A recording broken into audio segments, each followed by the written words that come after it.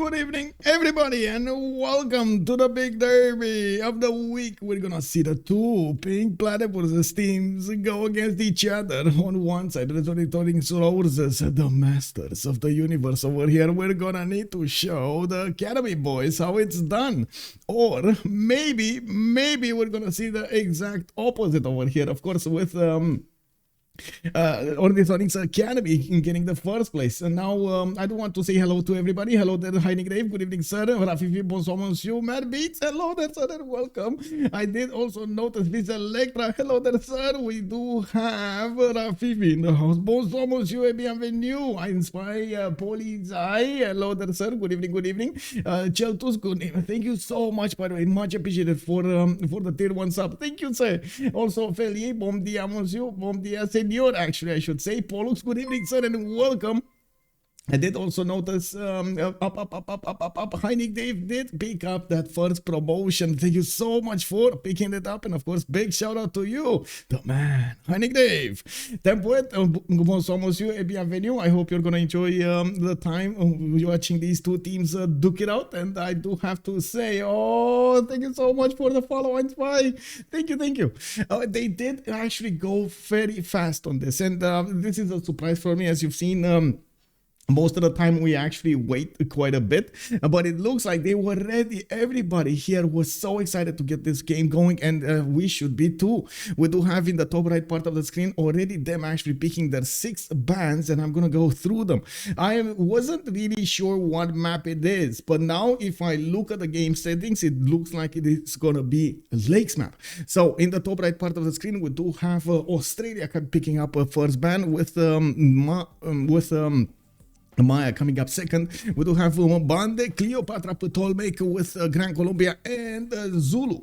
We are playing on the latest version of BBG. As you can see over here, we do have BBG 5.30. This, well, I guess we're going to need to see how this is going to go. It did receive some updates, quite a few updates, and I will have to update also the CPL.gg website with all of the changes soon. You're going to have it there. Vodairo coming up with Pound Maker. I do see him picking it first. It looks like Tempete is going to go for Hammurabi. And we do need to see what they're going to do with both of these nations. Hammurabi, I do believe it actually got a change over here. When each specialty district type except the Kafran Plaza is constructed for the first time, receive the lowest production. Okay, that was it. Receive a free Eureka after constructed each library. And then the Palgum does get the food to the city and farms to get the +1 production. Okay. I mean, what is the change? What is the change? Now, Meleagor coming up with Cleopatra, Egyptian Cleopatra, the original one. We do have Viticy going for Alexander on this map, man. They're actually out for blood over here. This is what it spells to me. We do need to see, of course, what are they gonna go for the next bands, and even if Alexander is gonna be the one being picked and locked in. Looks like Viticy did click on Alexander but didn't actually lock it in, and it looks like yes, he did switch to Philip II and locked Philip II in. Of course, with Spain, we're gonna see those internal trade routes giving the necessary production and extra stats. And yeah, Coupe, I believe there was an update over here. Give me a second, because I did notice something in announcement made by Apple earlier. We do have, let's see, Sultan Saladin Mauri, both Malis, Ramses, Theodora, Sejong, Ludwig, Elizabeth, Victoria, Age of Steam, all of them are gonna be banned. And I think it's also all of the Norwegian personas. Well, I guess both of them. So he must not name them. And Sasu, good evening, sir. Hello there and welcome. Oh, new emote. Look at that. Win PR. Chewy tap. Chewy tap. We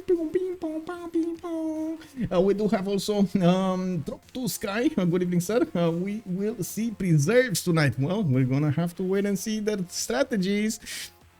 We do have Scotland taken out from the picks. Interesting that it didn't actually pick up a band in the first one, nor did it get a pick in the second one. I do have to mention on the lakes map, you're gonna see quite a bit of flat land. That means they will cover the land much faster with horses, with units, so they can get to each other a lot faster than on a map like Highlands, for example. They still have available production, and I'm pretty sure they're gonna have quite a few rivers, lakes to use, and the map has so much land to develop empires. Now, a lot of the times we've seen actually quite big upsets on the lakes map with horses running around all over, with the courser timing also being a specialty. So we're gonna need to see if there's gonna be any kind of skirmish like that here. Hungary is maybe a little too dangerous to let in. Yeah, I'm thinking they must be also thinking of that, but at the same time, I don't see it banned. We do have Rome taken out in the 8th option with 9th and 10th coming up soon, and it does look like they're kind of running the clock down to figure out what the bans are. Okay, this was a faster one. We do have how to say, Lotaro coming up in the 9th one. I do have to say we do have on one side Vodairo, Viticy, Glowbal, and Adrydry, and I do want to quickly double check exactly, you know, who is who. I know, well, they're all pink platypuses. They're all from I would say the Ornithorynque server, and this is the big team, Les Ornithorynques Roses. Now on the other side, we're gonna have Abouh, Elrohir, Meleagor, and Tempete playing for Ornithorynques Academy. Mad Beats is also predicting that Qin-Shi, yeah, that might be it. That might be something. We've seen actually some of the players do prefer Qin-Shi, and they did manage to do quite well with him. So we're gonna need to see if anybody's gonna pick up that Chinese leader, and we're gonna try to get the win with him. We do have the last ban, and it does look like Hungary is not going to be left open here. They are going to take it out as the last option. They couldn't let it in. It was too dangerous to let that chaotic Hungarian leader in. Elrohir is gonna have the choice for the how to say, for the next pick over here, and it does look like he is taking his time. They do have 4 more choices, 2 for each team to go for civilizations, and we're going to need to see what they're gonna pick. Give me a second here so I can actually put up from now actually the prediction, start prediction on how many remaps, and let's put it for 10 minutes so you guys have the time to actually put your points in for a chance to win more points. I do have to mention this is going to be played on the lakes map, so that's another information that I should actually put up on the screen over here so everybody knows what's going on. There we go, we got a map lakes. And Rafif is also saying that Japan cannot be taken against Spain. I'm not that convinced it cannot be taken, and especially on lakes map, honestly, we might not see that many connections through the seas or even skirmishes on the seas. There's gonna be a lot more land warfare than sea warfare, so you know, maybe it can. Of course, if Japan does want to go for a religion, yeah, you cannot really pick it for Philip II. Yeah. We do have Elrohir going for Gaul, and Ambiorix was left open, and we're going to need to see how much stone he's going to have around his empire, and of course, what is he going to try to, how is he going to try to get that production going for the oppidums. He does receive the extra culture on his mines as well, and as you can see over here, Glowbal coming up next with Tomaris. Scythia is going to be his choice. He's going to get the +5 combat bonus against wounded units. He's also going to get a very good unique unit, the Saka Horsacher from the beginning, and the prediction comes to life over here. Qin-Shi, Mandate of Heaven, is gonna be appearing in this game. Now, how is Adrydry gonna actually play it out, or who's actually gonna play it out? We're gonna need to see if he's gonna go for that culture victory, and if he can withstand the power of his opponents. That is a big thing over here, with Key still benefiting from the Crouching Tiger, from that extra builder charge, but we've seen him kinda fail when it comes to protecting his territory. a bit too much focus on his wonders and a lot less production than usual. So yeah, it didn't actually quite shine. Now we're going to need to see if he's going to have some kind of land over there to protect himself, maybe a natural border that will separate him from his opponents. I don't know. It's a lot can happen on these maps. Abouh is actually going to go for Cyrus. He's going to get a Persian leader with the Immortals, with the Peridesa, with of course the internal trade routes that will also give him gold and culture. And throughout the eras, he's going to get more. As you can see, medieval fairs, he's going to get an extra +2 culture, and then urbanization. The Loon 75, thank you so much for the prime, much appreciated, sir. 1 year, thank you so much, the Loon 75, and good evening to you, sir, also. Also, Matt Bits is calling out the encampment first for writer points is nice. Yeah, Finigi, good evening, sir, and welcome. Hi, is this the new new update already? Yes, sir. We do have 530 activated, and of course, we're going to need to see how the players will adapt. This is, I believe, their first game on this version, or maybe they played one today. The version did came out earlier during the day, and we're going to need to see how they're going to adapt to it. Okay, quick rejoin over here, because I did see 20 MSs, and now I have everybody active. Okay, it's fine. I actually do want to double check if it is going to be Lakes map. We do have World Age New, definition classical, and well, everything else is the same over here. Wait, did they change anything? They changed something. I don't know what, but they changed something. Anyway, now we're gonna need to see them switching slots here. It looks like Vodairo is gonna be the one with the King Mandate of Heaven. Tempete is gonna go for Cyrus. Abouh will play Cleopatra, getting that gold from the trade routes with his allies. Viticy on Poundmaker. We do have Elrohir playing on Hammurabi, Babylon.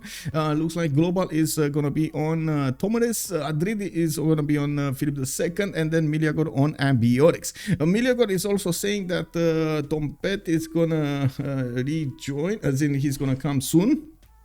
Yeah, and I guess that's why he's probably AFK. There we go, he came back, and now we have everybody locking this in, and we're gonna load into the first map. Also, Finigi asking us how is Coupe as a leader. Haven't seen almost anybody pick him on the water maps.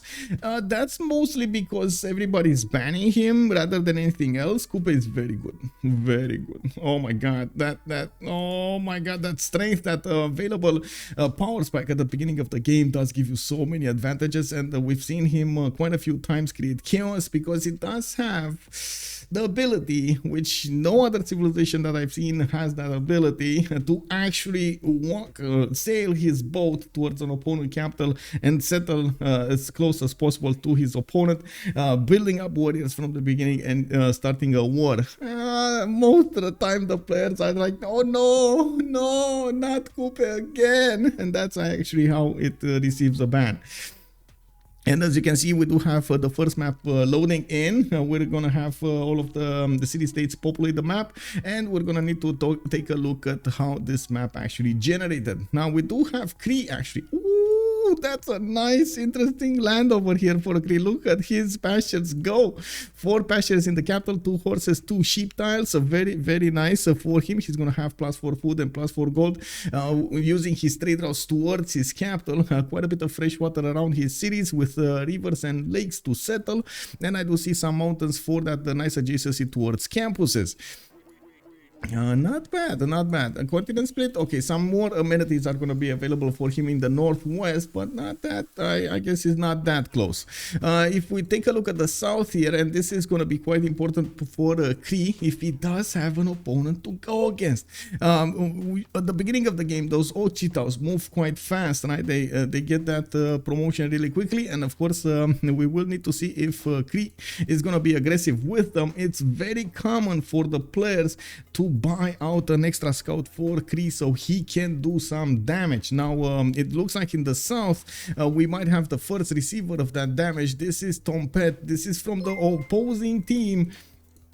And we're gonna need to see how this is gonna evolve. Trinda, guten Abend, mein Herr. How have you been doing? Oh my god, I hope you actually streamed quite a bit these days. And of course, I do hope you had awesome games.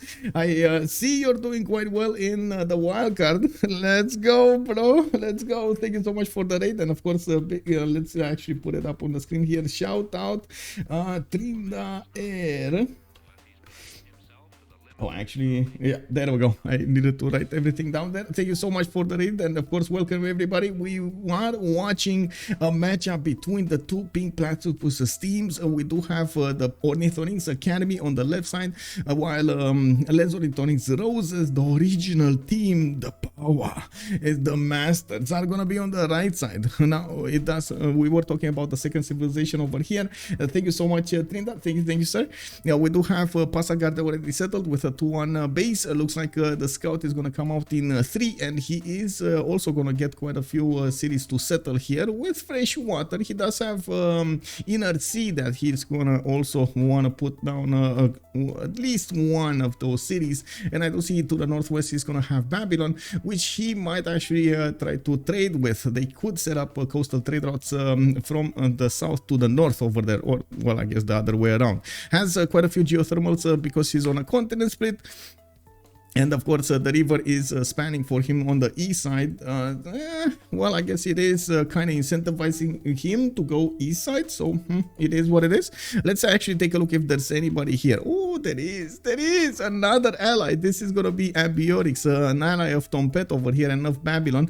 He is going to have a choice to actually stay on that 2-1 or move on the main style. If he moves on the main style, unfortunately, he's going to need to spend some gold to get the other tiles. And I don't think it's actually worth it. So probably sitting in place is going to be the way to go here. What I do immediately notice, he doesn't have a lot of stone tiles throughout immediate adjacency. He only has 2 of them, northwest and southeast, and one, well, I guess second city to the north there.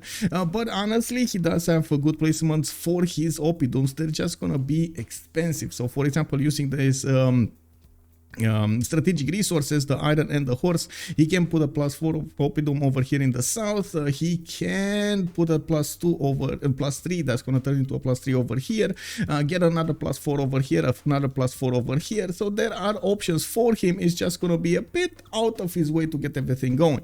Good thing is he has a lot of food in the capital. That sugar tile is gonna give him extra population from the beginning because of how fast he's gonna grow, and we're gonna need to see how he's gonna try to get all of that production going alongside that extra food.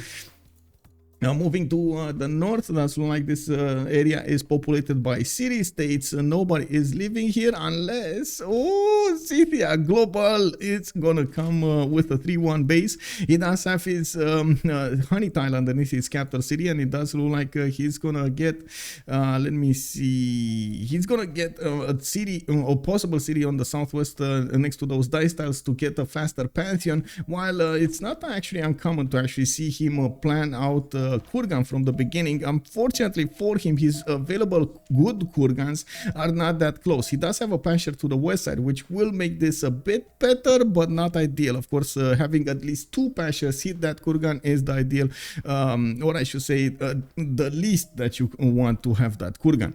We do have him with a few horses on the east side. I believe he actually moved to the west.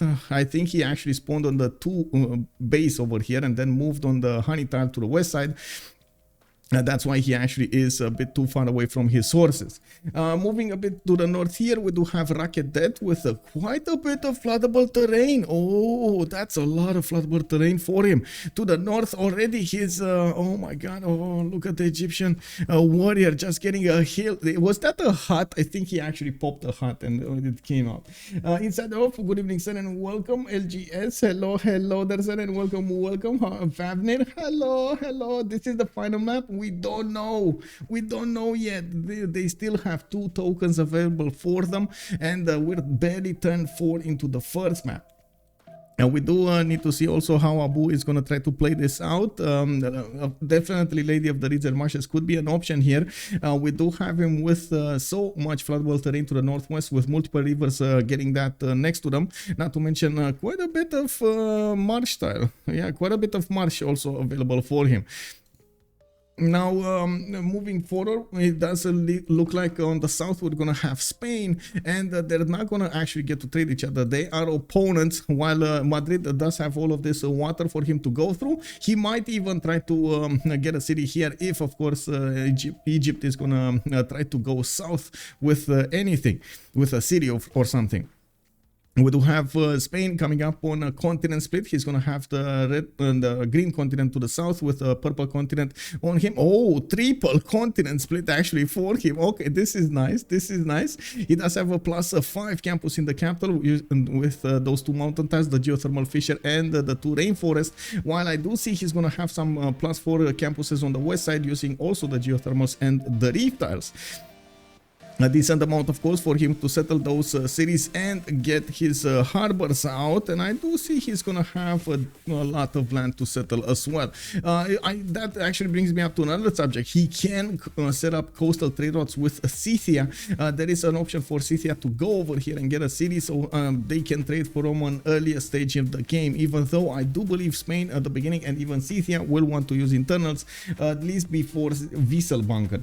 Now, when Wieselbanken is going to be open at the diplomatic service, we might see them switch, we might see them prepare for that outcome.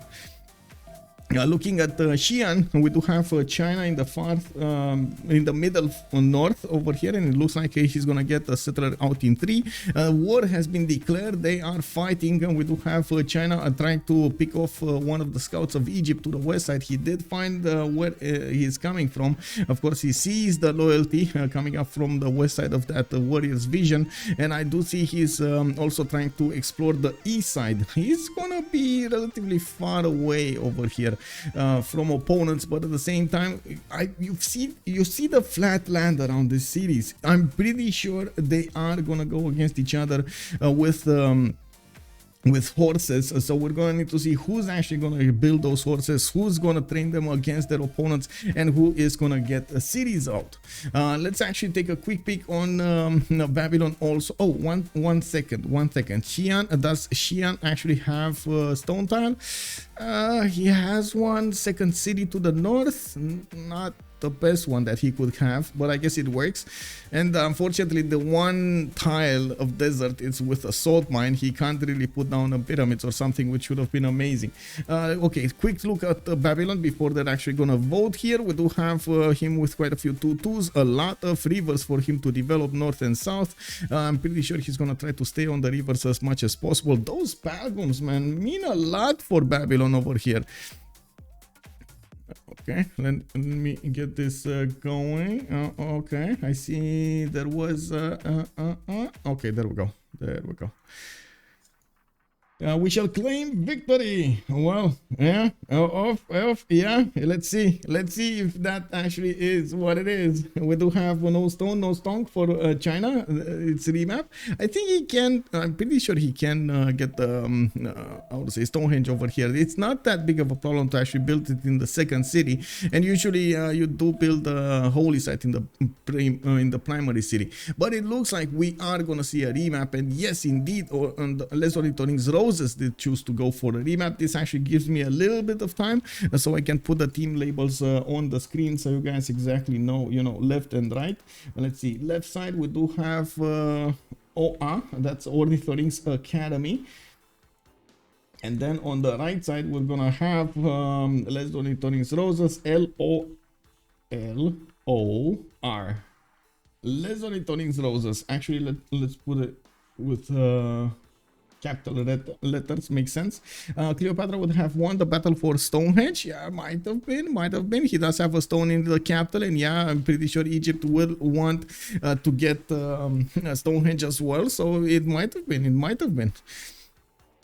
Okay, so we're just waiting for the resync into the new map. While we're gonna need to take a look at what's going on. Is this a civil war? Not yet. This is I believe this is a fight for D2, if I'm not mistaken. Who's actually going to go into D2 or who's going to stay into D2? There was an announcement. Let me actually show you exactly what was announced here, so you understand what's going on. We do have APUL announcing that there's going to be a tiebreaker between Black Peter and Frederitos de la Vega for the seed 1 of the playoffs. Then we're going to have Les Deux Rives going against Una, so they do... not how to say it, they do not go lower directly. We're gonna need to see also what's gonna happen there. There are quite a few matchups coming up here. D2 to D1, for example, Last Take Company is gonna fight Soul, Chili and Pepper for a slot in D1. We do have Sumer Virgin 09 versus Petit Chill for a slot in D2. Religious Monger is gonna jump higher from D4 to D3, and D5 to D4. Lescar is actually gonna jump higher. D1 will drop, D-Shark will drop down from D1 to D2. Odela del Lirel drops down from D2 to D3. Fun goes from D3 to D4. And now it looks like there's going to be a few more matchups for a place in D1. For example, SPA will need to fight the Project Conquerors. Les Ornithorynques Roses, this one versus Ornithorynques Academy. D3, Fantomas versus Normal Age. And then D4, I understand there's going to be the winner between Les Deux Rives and URA going against Inter is coming. Okay. So let's see. It looks like at the level of the playoffs in D1, there will come a game between Ulysse. The first game will be Ulysse versus Tuvimantsingi, TVMT, and we're gonna need to check out exactly when they're actually gonna schedule them. Janek TW, hello there, sir. Qin does 60% wonder just from one builder. Well, it does a lot, and it doesn't really matter if he is having that stone tile in his capital or other cities. He just needs a stone tile, man. That's it, a stone tile. Let's actually take a look what's the first civilization. Babylon is, we're going to talk about it, and it looks like he's going to have quite a few of these olive tiles to improve next to his cities. He does have the rivers, a lot of marsh tile in the south, which I'm not really seeing him build at the Temenangi here. And I gotta say, there is not that much production available for him. He is going to need to improve quite a few of these tiles, so he gets that extra production going. Even these plantations will give him some extra points. Now we do have him with this river to the south that will need to be improved with the Palgum, and I don't see that many options for him to settle as many cities as you would want. Yes, North Lake, yes, lake tiles, yeah, he could, but honestly Babylon does want to sit on rivers because of the Palgum. It's just so much of a bonus.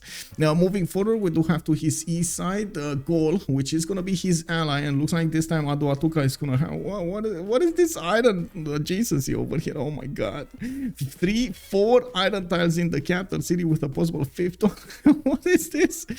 He does have a +6 campus also between the mountains and the 2 volcanoes, another +4 over here in the north, and it does look like he's gonna need to be careful how he's actually gonna plan out his cities, because honestly, I mean, you know, it's not that I would say not that easy with Gaul. You do need to put that those districts one tile away from your city, so you need to be careful how you get the adjacency for them, where you place your city, so you can get the available good slots for you.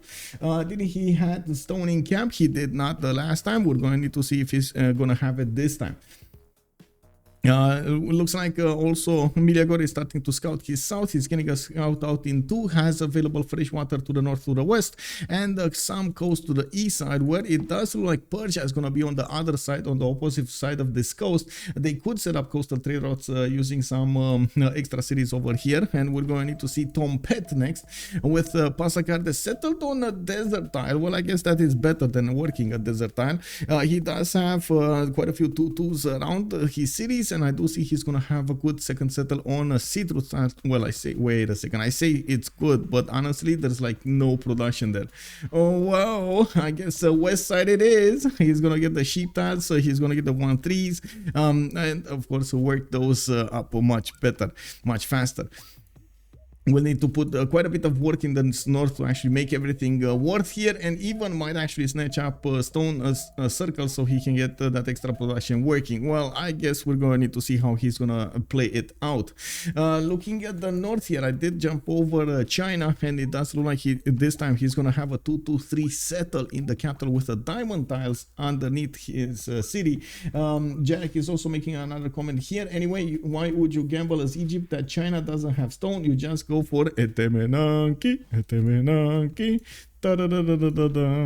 We do have Vodairo coming up with that scout in 1, but he did buy one, and it does look like he's gonna have some geothermal fissures. Still, this time he's gonna have a stone tile in the capital, which will allow him to get the Stonehenge much faster. We're gonna need to see if he is gonna get the builder right after the settler, and of course try to get Stonehenge here.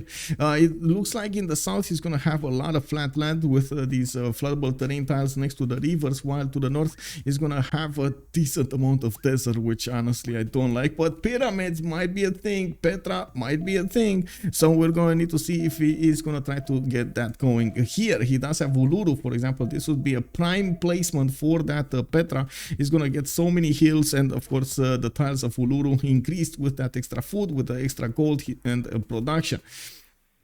Let's see over here. We do have Spain with Mount Kilimanjaro to the north. Looks like Madrid is gonna get a city on a geothermal. That means he does have a continent split. Whoa, triple continent split again? Are you for real? Okay, that's happening. We do have him with a +3 harbor, and it does seem like he's gonna get quite a few cities to settle here on this coast. Okay, not bad, but I guess the coast is not ideal either. Good thing he does have whales to get some extra production going and some extra gold, and I do see he does have a good settle over here on that rice tile, but between that and his capital city I can't really see him settle a city.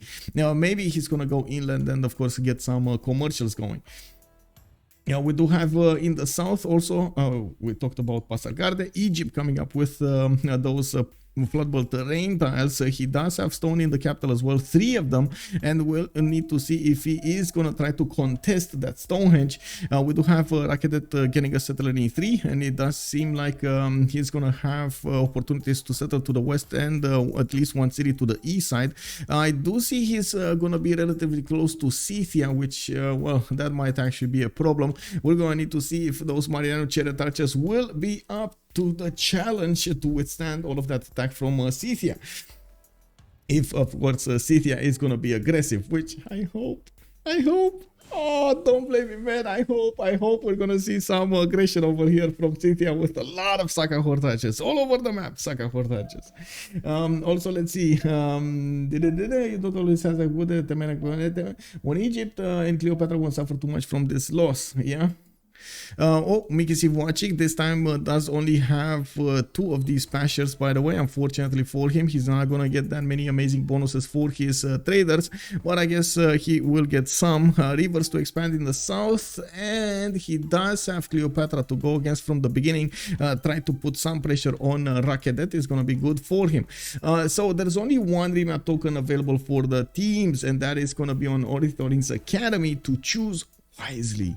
Do they want to keep this map? They want to keep the map over here, and exactly like Ensansu was saying, horse attack, horse attack. We want to see those stallions go against their opponents over there, try to figure out their weakness, poke at them until they take over the cities. To the victory! Yes, last time we had Scythia in a match, they didn't even help attack. I know, right? That's why I'm really cheating right now for somebody to go and attack with Scythia. I mean, you don't pick Scythia for its seeming bonuses, right? You pick Scythia for its war abilities. Come on, man, you gotta do it. Okay, so we had one remap, so we can actually put it up, finish up that prediction over here. Give me a second so I can click on buttons and finish it up. Looks like you guys nailed it. It was one remap, the most voted one, and it looks like you guys won quite a few points.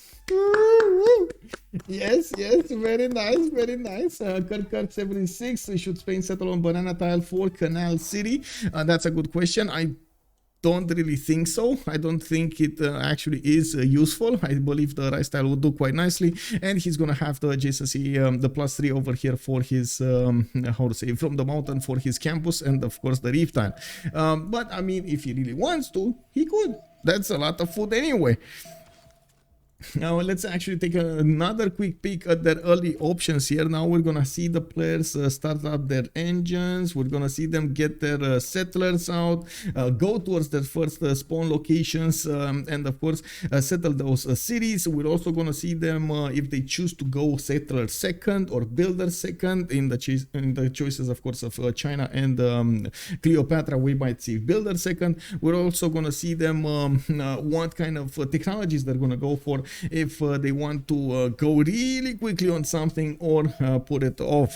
We do have Babylon going to the east side here, and it looks like that's gonna be his choice. 2-1 tile over here, and we did have a wonder put down. I gotta say, we had a wonder put down. Who did it? Who did it? Oh, a Temenanki rush from Rakedet, just getting a settler out and putting down a Temenanki. He's gonna want a Temenanki in the capital. And yes, he does have quite a few floodable terrain tiles here. It looks like he's gonna put another city to the west side. And we do have him with a Pantheon, Lady of the Regent Marshes, getting that extra production going from his floodable terrain tiles. It's gonna be awesome, especially if he builds a Temenanki. He's gonna get more and science at the same time. Looking at also Babylon, we do have him, let me actually take a look here, with horses to the north side in the third ring. War has been declared. Scythia is starting to get near those cities from the west side, keeping his scout out of vision here behind the forest and the hill. He does know about the no, there we go, he does know about the borders. At the moment Babylon did not see him, so we're going to need to check out if Glowbal is going to reveal his scout to his opponent. Now Babylon does also benefit from an iron tile on the east side, and I wouldn't be surprised if they're going to try to buy him a builder, and nor would I be surprised if he's rushing irrigation right now. Oh my god, look at him go, man. Irrigation is the way over here. He's gonna want to improve all of these olive tiles, so at least he gets some extra production, some extra gold going. You know, it makes sense, makes sense. You don't want to do this at home. I gotta say, you don't want to always rush irrigation at home. Be careful of your civilization choices. Coming up next, we do have China being poked a little bit by Gallic Scout. We do have China also moving to the east side. He did get a builder with 4 charges, and we might see him trying to get that Stonehenge as quickly as possible. I'm pretty sure he's probably trying to settle the city on the east side and then buy out this tile from this city and couple it with Xi'an afterwards. He can buy out the 2-2 tile. He would need a 2-2 tile, I believe. If he goes third pop, he doesn't have another 2-2 to work. Yeah, to work anyway, so he might need that in any case. We do have another settler coming up in 6 turns, and I do see he's actually moving on the diamond. So, oh, okay, that will make it a much easier choice. He's gonna want to get that Stonehenge from the second city and not from the first one, which makes sense. He does want to actually get another settler there. The only worry I have is he actually gonna get the holy site from here from Xi'an, because I'm pretty sure he's gonna want the religion in other cities and the ability to actually spread that religion much faster. Building 2 places, 2 cities that will get that religion, establishing 2 cities will make it much easier to spread to others. And if you build a holy site with a shrine, you do get the opportunity to buy one of those missionaries, which of course you can send out to cities and convert them faster. Now we do have China putting that city down there on the diamond tile. He's getting 6 extra gold and the ability to give one of his diamond tiles away. I do see him getting another builder here. He does, or he doesn't actually. Wait, what is his strategics? Oh my god, both of his strategics are actually 4 tiles out, not acquirable over here in the north side of his capital. That's gonna be a bit of a boo-boo. We're going to need to see him try to get another city there and of course improve those strategics. Otherwise, he's gonna fully rely on his allies to give him his strategics, and we've seen how that goes. Sometimes your allies are rushing irrigation and they totally forget to get their strategics up. So you gotta be careful with this. If you're gonna be in a war position, you gotta do that. Wait, what happened here? Oh, that was fast. Lavenda got taken over. Gaul has an extra city, and it looks like it is going to be quite close to Babylon. We do have Meleagor also getting a 3-charge builder, which he is going to use to improve his initial land, not that one. It does look like he's also going to need to bridge the gap with another city over here on the wheat tile, while at the moment he did not get a Pantheon. He does have 1, 2, 3, 4 of these iron tiles. He does have a decent amount of marble with stone tiles. Quite a few options for those pantheons are going to be open to him. I do see he also has available horses in the capital in the second ring over here. So this is going to be quite cheap for him to get to improve. I do have to say I'm not really a big fan of this city, but I'm pretty sure he can make it work. He needs quite a bit of food to make this city work, just because of the 1-3s and of course the plain tiles, which do have 1 point of food less. Looking forward, let's actually take a look at Persia. Persia getting his traders out. These are going to be quite useful. Tempete 4 and 2. Right? You're going to see a change over here when he's going to send the trader out towards his capital. He does have a horse tile in the capital with an iron tile to the south here, and I do see he's putting out another settler. Probably, well, I guess he's thinking, right? Where am I gonna go? Am I gonna go southwest over here for another 2-2 bay? Or am I gonna go to the north to get that citrus going, but otherwise I have a really bad option for production? How is this gonna go? And let's actually take a look how this is gonna evolve. We do have him actually sending... Wait, did he get... well, I guess it's not updated yet. We do have him waiting with the settler for the last move. He's 5 seconds away from getting that. Another steal, but a city-state. Yeah, Hunde Priester, good evening, sir. Hey, good evening, Earth. Going to have lunch and I'm like, oh, bon appetit, monsieur, bon appetit. Give me horse. I'm watering my plants. Yes. And it does look like Tempete did choose to go for the citrus tile in the north. He is going to need to improve quite a few of these tiles. Will need a builder for them. You do see the extra cultures starting to pop over here from the trader. And of course, monuments are going to be the next ones to be built in his capital city and second city. I don't see a pantheon yet. We're going to need to come back and see how that develops. We do have in the north Adrydry with Spain setting up his second city to the north there on the river to get the fresh water. And I do see he's going to have at least a +3 harbor with a possible +3 campus next to it. He does have a geothermal fishery in the north that he could easily get going. And did he actually... see Mount Kilimanjaro? He did not see Mount Kilimanjaro to the north. Oh no. Well, I guess it's not a very good Mount Kilimanjaro, but still, man, you gotta get a city there, you know? It's fine. It's gonna blow up and it's gonna improve the land around it. Now we do have Adrydry going to the west side here. He's going to get next to the mountains where he does have more of these geothermal fissures and 2-2 base with food coming from the citrus tiles. A bit of a problem with the production again, and we're going to need to see how he's going to try to make up for it. That's quite expensive to actually get going. We do have Madrid also with horse in the third tile of the city, third ring of the city, while if he settles that city to the west side, he's going to get the 2 tiles out. The same can be said about the iron tile. 3 tiles from the capital, 2 tiles from the third city. He's getting a builder out and he's gonna need to start improving. If you're a coastal civilization, you want the celestial navigation boost, and if you don't have any civilization with you navally that will get you that boost, you gotta get it yourself. So builder to improve the 2 of these fish tiles is definitely gonna be a requirement. Let me actually take a look on... Okay, there we go. We do need to wait for him to actually pick up his pantheon here soon also. Looking in the southeast, looks like Temenaki is gonna finish next turn. We do have Egypt protecting it with one of his slingers from a Cree warrior. Cree is coming from the north over here with a few Occhitaus as well, or I say one Occhitau, and I do see he's settling his third city instead of building another one. Shedet did put down Stonehenge, and it's only under construction. He didn't actually quite go crazy for it. Looks like it's gonna be finished 4 turns in China City. So, you know, definitely China wins on this one. needs to be careful with the holy site in the capital. I don't see him putting it down, and this might be a problem. Well, I'm pretty sure he's actually going to try to get Moksha in Changsha and solve it that way. Shedet is going to get the monument next turn, and with the Temenanki coming up next turn, he's going to get an extra point of science on these floodable terrain tiles. He only has 2 acquired in the capital, and you can see the production also making that maze tile a 2-2-2-1, while underneath the capital he does have a 2-3-1. Also, these marsh tiles will get to be used right now because he does have Lady of the Reeds and Marshes as a pantheon. He gets the extra production there and the science from a Temenanki. Very nice, very nice. This actually make it worth, right? Make it worth.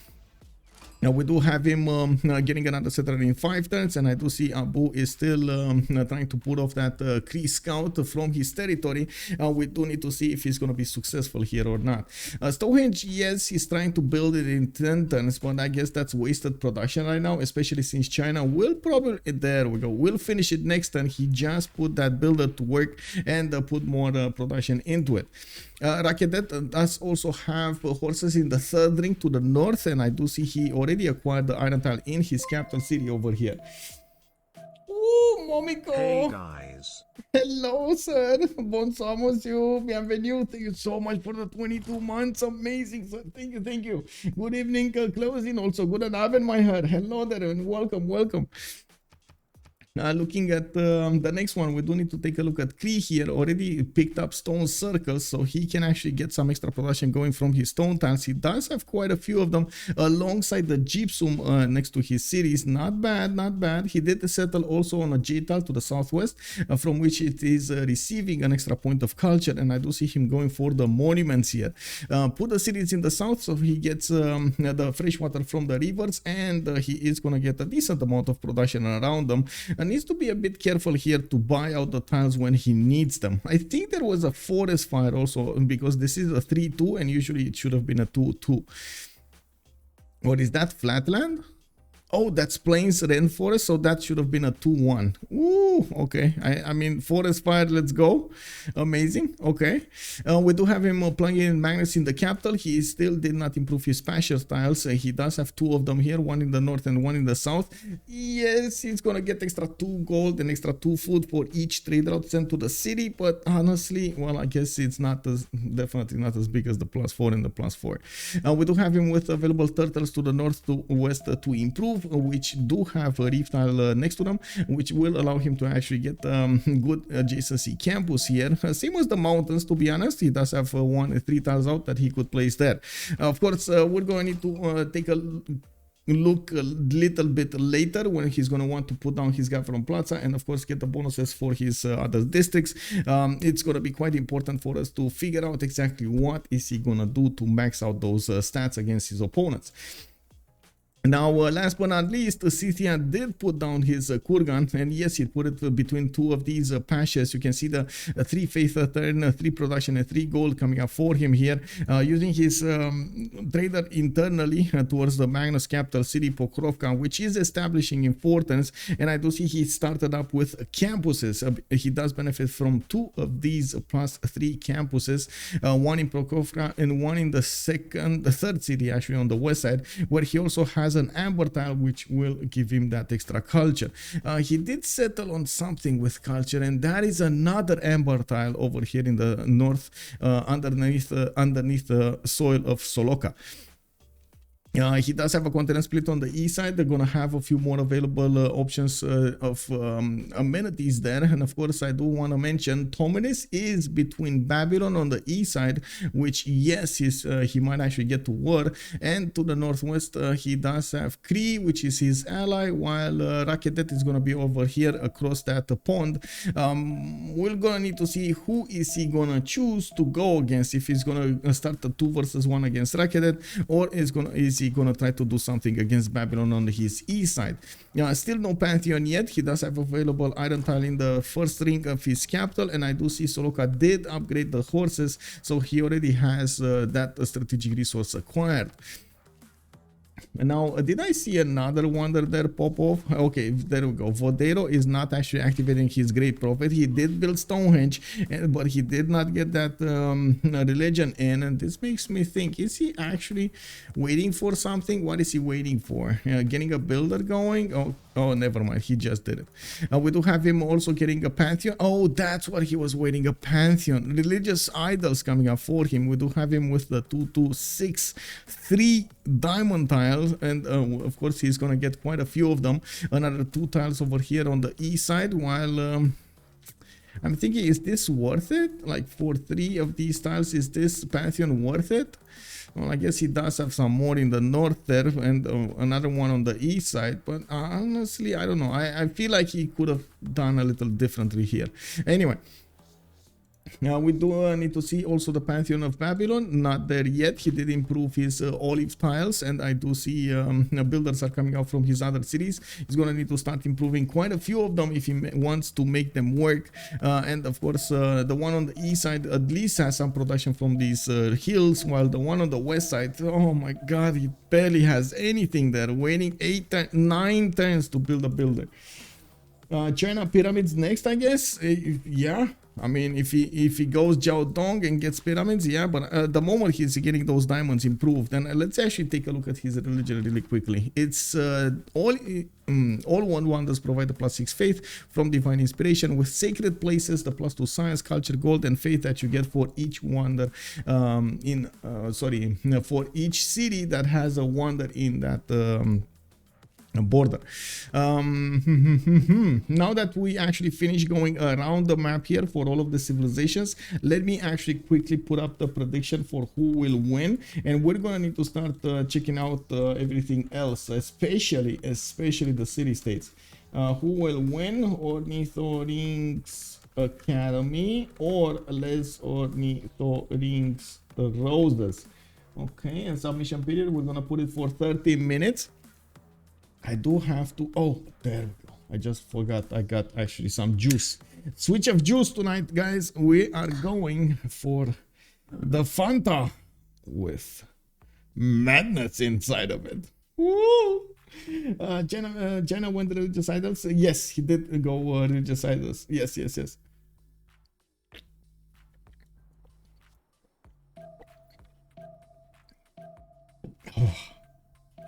Oh.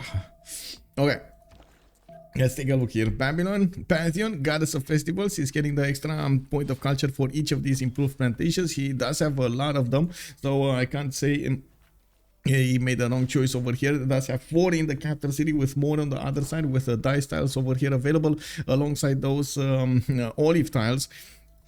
In the north, he does have another possible city next to so many of these horses, and unfortunately for him, he doesn't have a river to actually build that Palgum and benefit from the extra food. I'm pretty sure he is gonna try to get the Palgums as soon as possible, although we're gonna need to wait and see how he's gonna try to play this out in this particular position, because it's not easy, man. With so little production, not easy to get everything going. Gaul also went for fertility rights. That's one way to solve the the food problem. He's getting the extra point of food on these wheat tiles, and you can see they arrived at the 4 points of food and 1 point of production. We do have him improving the lands to the east side, where he does get quite a few of these going. Wait, how? What happened here? Was this oh my god, guys, what happened here? World climate, event history, mega colossal eruption. That's not it. Major flood, dust storm. Where is this? What is this? Zania. This is a oh. Okay. Something happened here. Is this the Black Sea? No, this is the English Canal. Something happened here and added so much food over there. It might have been the dust storm, it might have not been. Honestly, I don't know. But it looks like it's either the dust storm or the eruption. Then look at that, for 5 fertilized tiles over here. This is amazing. He's gonna get all of this extra food on the iron tiles. He will have a higher population city because of it. His volcano also exploded, giving him some more slots for those mines. And you can see he's using his builders immediately to get those mines improved. He gets the science, he gets the culture from the mine at the same time. We do have also him putting down his Oppidomes. He does have a +4 Oppidome here, a possible +6 after he's gonna get the stone tile improved, and I do see another +4 over here soon when he's gonna get that going. Noviodome gets settled in the southwest, Durocortoron going north, and it looks like he is gonna get that +4 Oppidome between the two strategics, while he will have an option to build a +4 campus. Not bad at all, I would say. Looking at China, he's putting down hanging gardens coming up next, and I do see him improving his steel tiles. And I just remembered we forgot to talk about city-states. We got Bologna, Fez, Geneva, and Anshan coming up for the science. Looks like Hansa is gonna have the production, the capability of giving some gold to his suzerains, while we do have Zanzibar having the same option. Zanzibar here is starting to be quite liked. We got Namadol also with Mohenjo-Daro coming up for the culture. It looks like Ngazargamu with a CAD will be the ones providing the military bonuses, and Brussels will be the one providing the industry.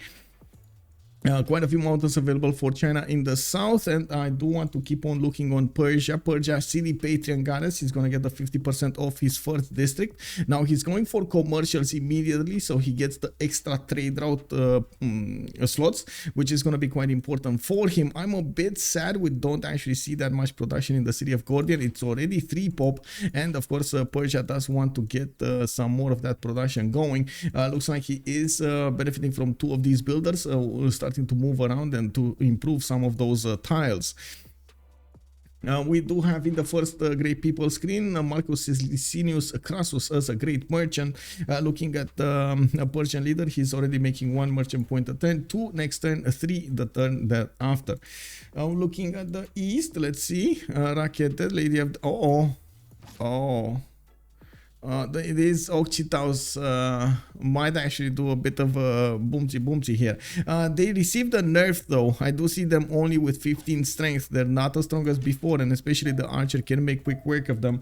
So it's, yeah, it's not happening. It's just not happening. Yeah, this is not happening. He tried, it's not happening. Let's see over here. We got Spain with God of the Sea. He's gonna get that extra production point on each of these coastal resources, and we do have him getting some builders out to improve his land. The city of Valencia did actually get put down on the west side there. I'm actually a bit surprised of his choice for a location. I thought he's gonna actually want at least the 2-2 base. Now he does have a 2-1 underneath there, and of course we do see him going for harbors first, getting the trade routes with the lighthouses. Let's see on Cree. Cree did go on those circles. We saw it earlier, and we do have him getting the extra production point going for his stone tiles and his gypsum tiles.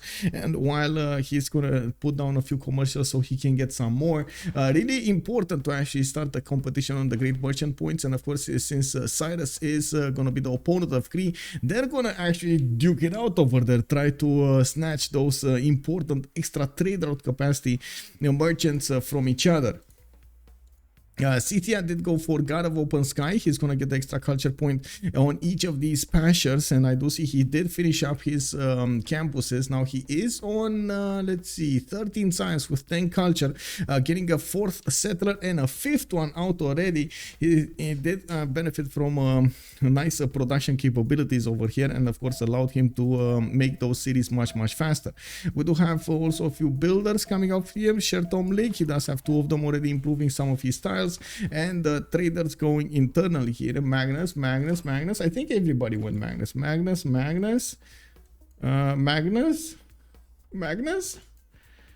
Liang. Oh, I see what happened. This is what happened. Okay, never mind. So for some reason I was blind earlier. This is what happened. Liang first in the city of Aduatuca.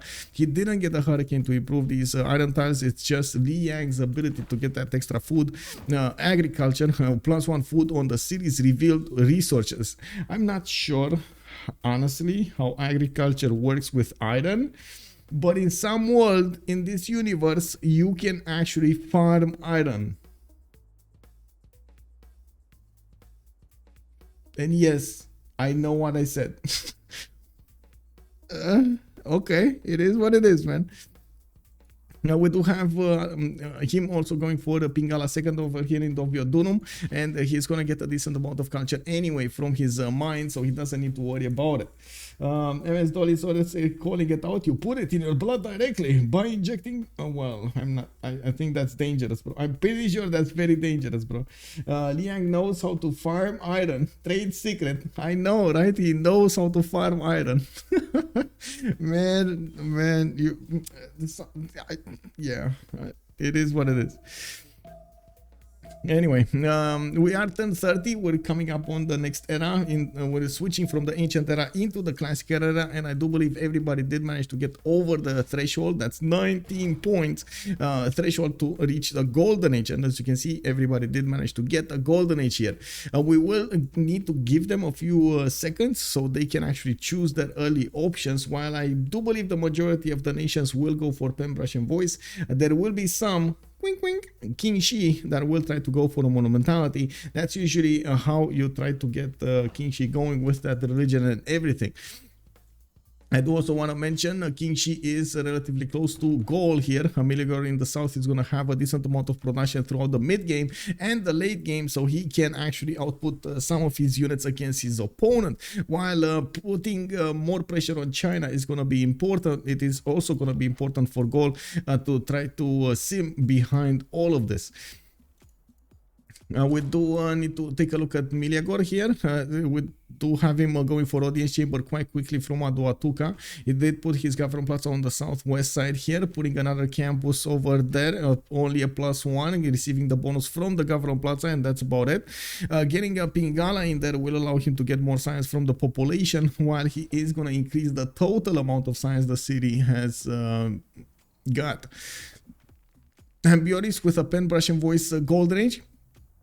Horseback riding in 3. We do have games and rec coming up in 2. Elrohir going pen, brush, and voice golden age also as well. 8 science and 11 culture. He still has quite a few rocks to turn here, so he can get his production going.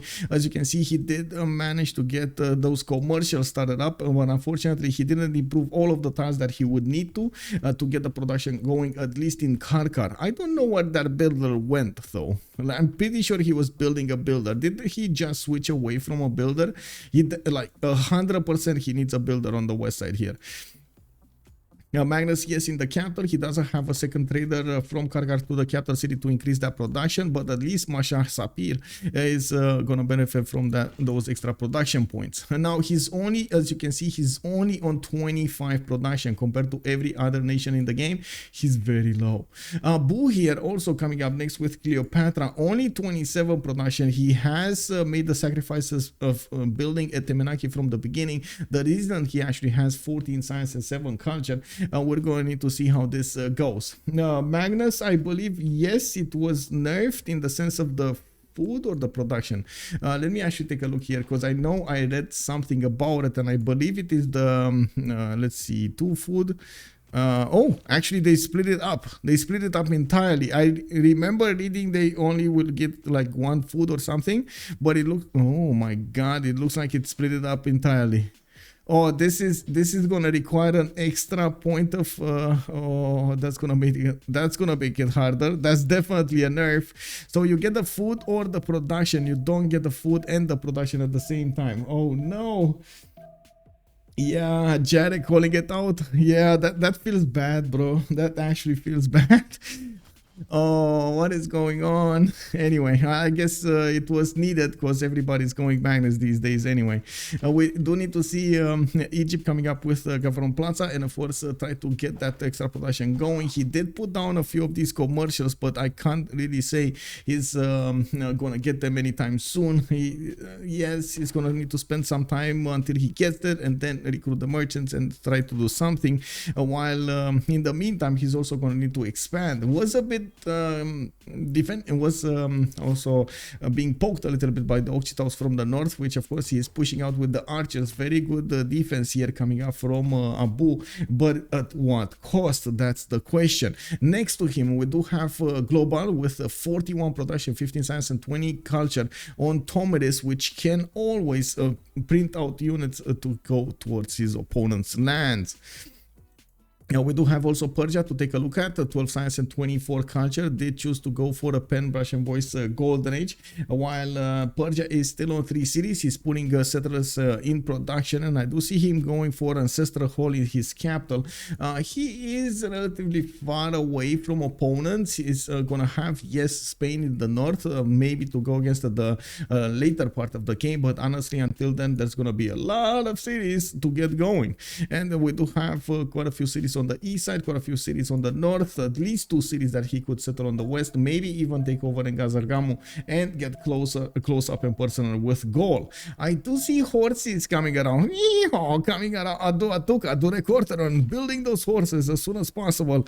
Yes, it's happening. It's happening, guys. Gaul, let's do it. Meleagor, you gotta find a way, Meleagor. Or we do have Adrydry coming up with 11 science and 19 culture on Spain. He does have 44 production, and I do see him also going for ancestral hall. Magnus internal trading to Magnus internal here from 2 traders. He is gonna get the extra bonus for his. Let me actually see. Did they change anything on Spain? Plus 3 gold, plus 2 faith, plus 1 production on the trade routes. He's gonna get double these numbers. So yes, he's gonna get some extra yields there. Especially since he does have triple continent split over here. Both of those cities are actually on another continent than his capital, so double trade routes it is. We do have him improving his horses. I do see him going for some silk tiles over here to get some plantations going, and of course he's gonna need to get the citrus in the south.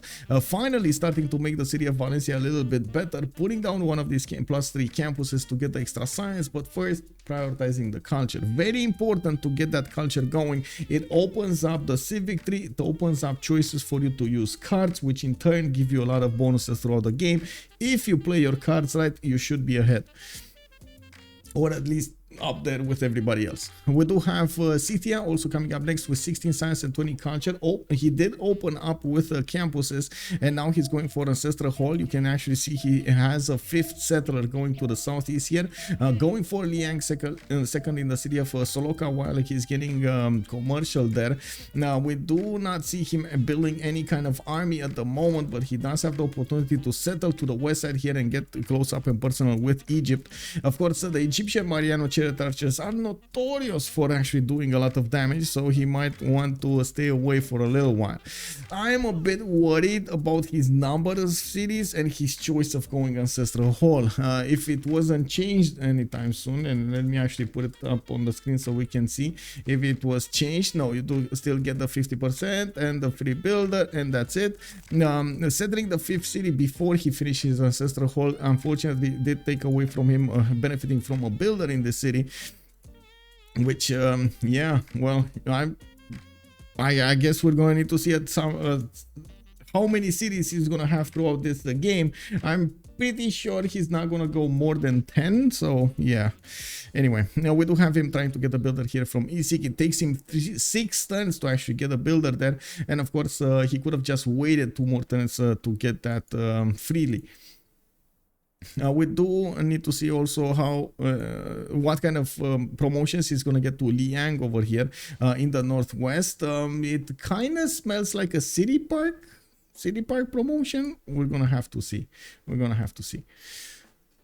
Let's check it out. We do have Cree coming up next to the northwest. Okay, and he is also getting his ancestral hall, starting to pump out his 4th and 5th settler from the south, Pashka, Vashik, and Musketeur.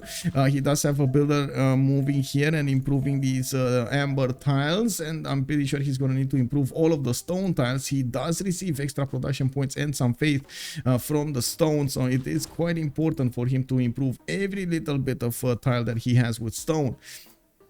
We do have him improving his turtles for an extra amenity, and I do see he's also following up with the Liang second in Pashkavashik to the southwest, which again brings me up to a question. City parks? City parks. It smells like city parks, guys.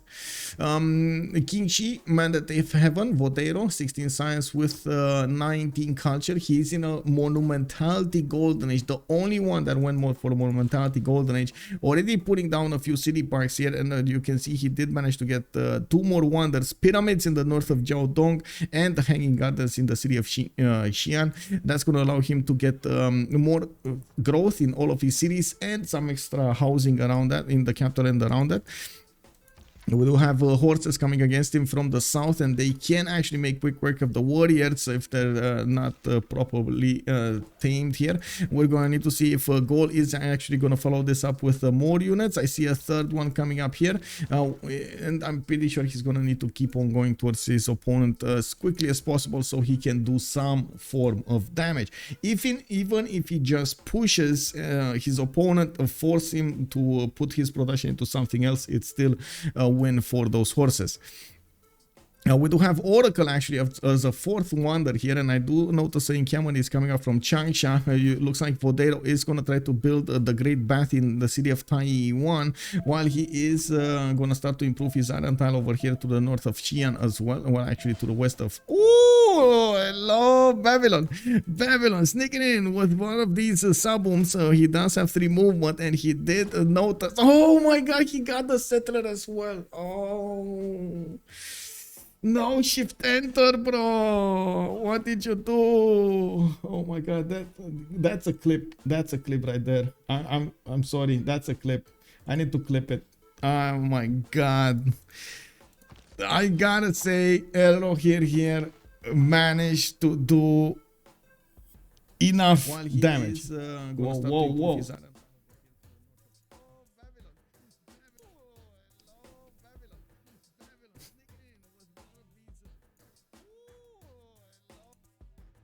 Let me see.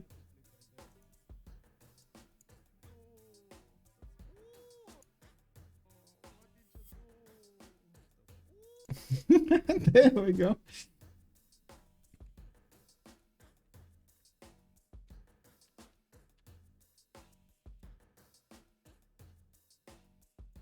Okay, there we go. Got the clip. Got a clip. Yes, yes. I need to clip it, man. I need to clip it. And you think he's actually gonna get a trader as well? Oh man. I mean, I don't know, man. Cuckoo, c'est moi. Oh, I did name it. Let me see. Babylon walks in, settler dies. Oh, give me a second so I can give it.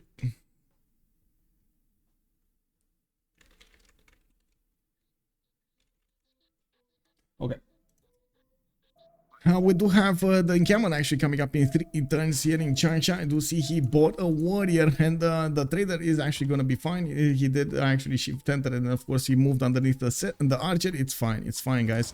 We do have Liang moving to Jiaodong. They did take care of that Sabun Kipidum, and now I do notice he's actually positioning a few units to the south. We do have the horses actually figuring out there is a way for him to go against the north here. He might actually just put his horse on the encampment tile this turn, while of course he needs to figure out exactly where the army is, where there is no army for China to help the defense.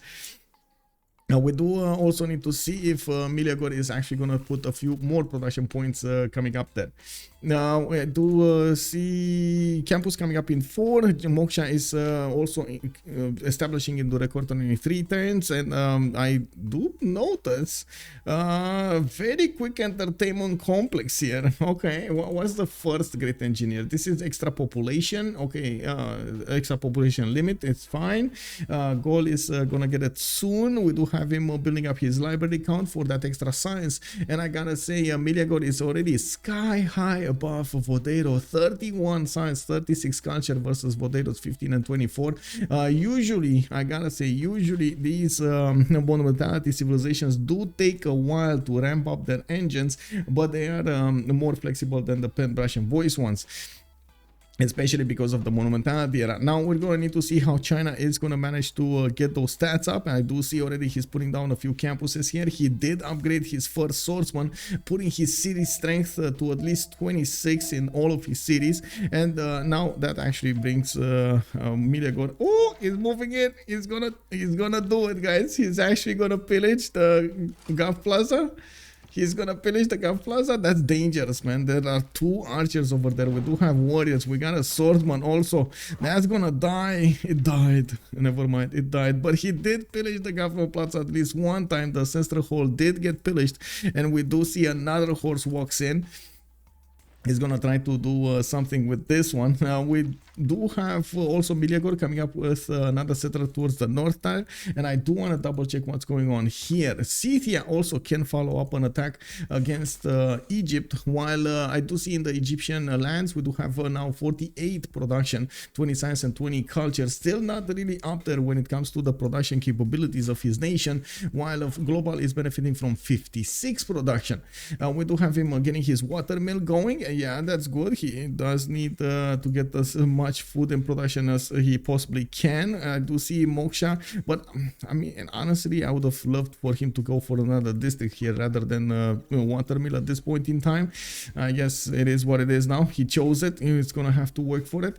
We do have oh, there we go. He just found something that will give him more return on investment than his choice than that. Watermill, there we go. We do have 2 more settlers coming out from Scythia. He did finish his ancestral hall, so now he's gonna get an extra points of extra charges, extra builders coming up from those cities. I'm sorry, I got distracted a little bit here, and for some reason my mind is split in 2 how to say threads right now, thinking of a few too many things. We do have Cree also managing to get a few more points of production. I did notice he did get horses out, so that puts his defensive capabilities a little bit higher. He's moving to the east side to actually acquire the Eye of the Sahara tiles. He's going to get extra 2 food, extra 2 production, and 2 of these science points.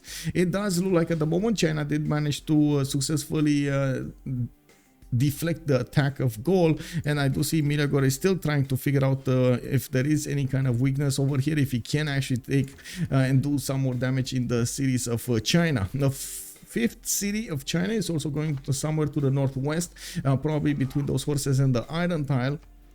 While at the moment I do see Meleagor is putting quite a few cities here, 2, 4, 6, 7 cities. He's going to be 7 cities versus the 5th of Babylon. Goal is 102 production. Whoa, 109 production. Yes, and of course going for mathematics in 1 turn. I do see him getting quite a few builders going. I do want to see if he actually did manage to discover a feudalism, not unheard of. 1040 we do have him with Pingala in the city of Noviodunum. He did build some of these campuses with the libraries in them. We do have in the Great People's Cree actually Coleus, the next merchant, and I do see nobody actually did get an extra trader capacity at the moment. With Cree passing this one, he doesn't want to have it. He might want to give it to somebody else. Now the same problem of production that Egypt has, we see it happening here in Babylon's land, and if you take a look at the yields tab here, he's barely on 50 production, but I gotta say Vodairo is lower than that. He does have 46. The good thing on Vodairo is he does have the faith to actually give him a little bit more, because he does get to convert that faith into builders, into settlers, and also later on in the game it will actually convert into units, war units. We do need to see if Vodairo is going to manage to also get as many of those wonders as he needs. Good afternoon, sir. Good evening, sir. Good afternoon, sir. Hello there, and thank you so much for the 9 months. Much appreciated, sir. Thank you. We do have a few more settlers coming out from Babylon here. I see 3 of them coming out, and we do need to see if this is going to be enough. He's on 13 science and 27 culture. Definitely feels like it is a bit too low for this point in the game, especially if he wants to go for a good later part of the game. He keeps the religion, so it's okay. I think the cities might be converted. Wait, what are you talking about? Oh, you're talking about China. If he keeps the bonus of founder, but no more faith in the other cities are unconverted. Oh, that's a good point. Oh no, wait. He does have 3. He does have 3. What are you talking? What are you? I'm a bit confused. What are you talking about? Momiko is also pointing out Gaul is first in science, culture, and production. Not too bad. Yeah, indeed. But you can imagine if Qin-Shi is raised, no more religion for China. Yeah, he did manage to spread it in Taiwan and Jiaodong in the meantime, so he could get some holy sites if need be, but I'm pretty sure it can reconvert, while I'm pretty also sure that the Gaul will not want a religion here. Now, what the Gaul needs right now is more units. He does have a few more builders coming, and I do see, yes, they do benefit from the extra charges, not only from the extra charge of Governor Liang, but also from the feudalism charge. Very important to have that. We do have war shows coming up in the southwestern cities. I do see horses are getting improved here. Meleagor is trying to get as many of those strategic resources as possible. And of course, I do see in the other side, in China cities, his opponent, he's getting quite a few of those campuses going. He's also starting to build the walls, and this is the Great Wall of China improvement, which he will get some extra gold from and some extra culture. Quite important later on in the game to get as many of these tiles if you want to benefit from those culture points. Now, he does have so many wonders. I'm pretty sure it's easy for him to go for theater squares. It's only a matter of production. It is a matter of planning. Also, he lost faith because only Qin-Shi was converted. Oh, right. He lost quite a bit of faith. Yeah, he never actually built a second holy site, so he converted his cities much faster. But it is what it is now. He did manage to get some faith going from these mines. You do see the 3 mines improved on the east side, and I guess he does have some instance tiles also improved, 3 of them for some extra faith there. So all in all, he did have a decent amount. Now we do see him on 50 faith a turn with 25 science and 35 culture before he actually finished most of his campuses. Oh, there's a race on the merchants. Oh my god, they're passing this much. Nobody wants Koleos. Oh, why is Koleos not wanted?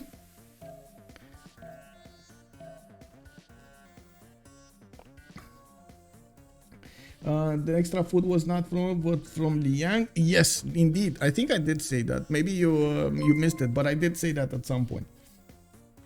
Have a nice day, everyone. Sisman 1981, thank you so much for the prime, sir. Thank you so much. Thank you. Yeah. Have a nice day to you too, sir. Well, we do need to see also what's happening here in the Persian land. Looks like he did get a few horses, and we got another notification. Whoa, we got an anonymous gifter dropping 5 gifted subs. Oh, thank you. Hi, Oman, Toxic Brain, we got Smoke Champ, we got Solofus, and S24S just subscribed. Thank you so much. Trojan Man, good evening, sir. Because Aztec isn't in the game. Yeah, nobody wants Koleos because there's no Aztec. Indeed. Oh, we got also a hype train going to level 3. Oh, okay. It's ongoing. Interesting. Thank you so much, guys. Thank you. We do need to see also what's happening in Greeceland. He did manage to get a few more cities out, and looks like POSC Avasis did get settled here. He will need to buy out some of those. I have the Sahara tiles, but he is probably waiting for the next population point.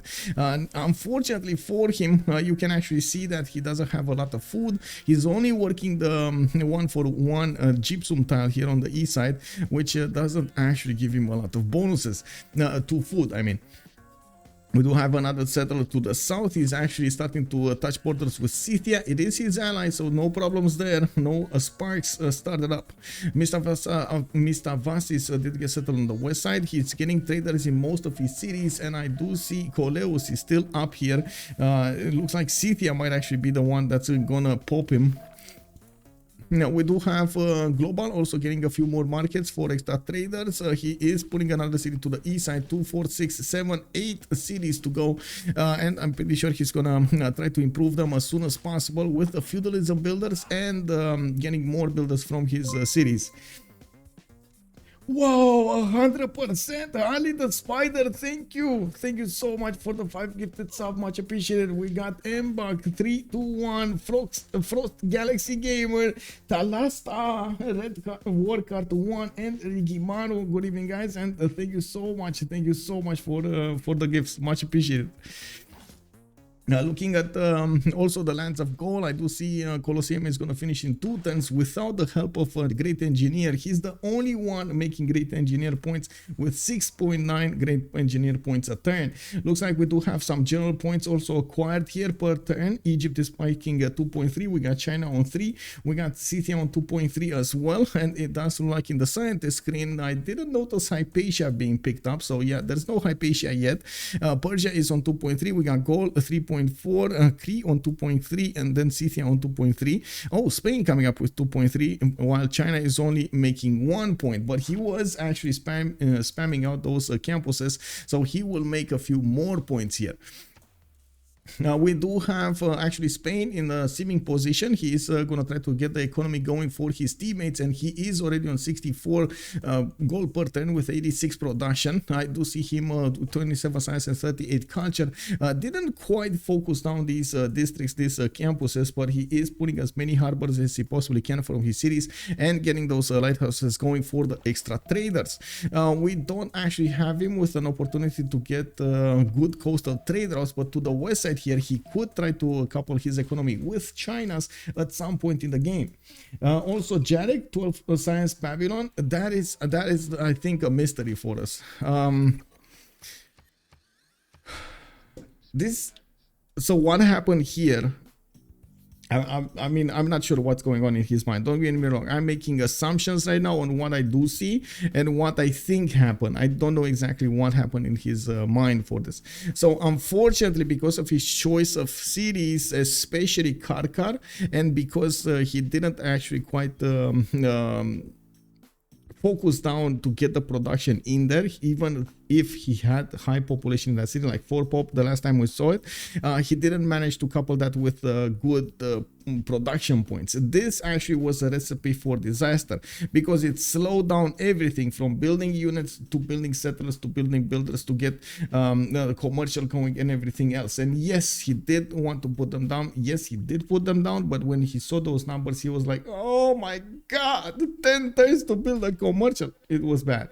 So unfortunately, everything after that was extremely slow. That I think is the reason that at the moment Babylon is a bit too late when it comes to the science, too late when it comes to that culture. He does have 36, so at least he's getting that. Now he's putting down those campuses, and I do see he's putting one from Karkar. We're going to need to see him settle another city here. City count is also a problem compared to the other nations. He's actually lagging behind with at least 1 point versus China's, for example, 5 cities. He has 4. He's gonna get the 5th one soon. So all in all, everything is lower here. Unfortunately, this is what happens when you don't actually prioritize getting the production and the food balanced out. Not great as Babylon spawn, yeah, but kind of sus there is no early campus. If he wasn't in Gold's team, he would die quickly with this start. At least he is making decent gold. Yeah, he is making decent gold. I gotta say, 40 gold a turn here. He does have quite a few of these olives. He's making the culture from the olives. I think actually this should have been his 3rd city, honestly. Next to the horses, he would have had 2-3 tiles. Even if he would have settled the horse over here, it would have been much better than actually this one to the south. West. I know Palgums are good, but honestly, you actually need tiles to work the Palgums for it. So you gotta be really careful with how you place down and in what order. Don't get me wrong, he could have had a city here, not as the 3rd one. This is, I guess, my my advice here. In the Mashkar Sapir city was good as the 1st one, but 2nd one, he should have gone to the north, not to the southwest on the river. Yeah, now we do need to see how this how he is going to try to follow up soon. Of course, to the east side, he's going to have Gaul over here, who's going to be his ally. We do have to the west side Scythia, which is going to be his opponent, and we never know exactly what Scythia is going to want to do. It's still Glowbal, I'm pretty sure, is still thinking about his choices in the upcoming part of the game, so he can actually get something going.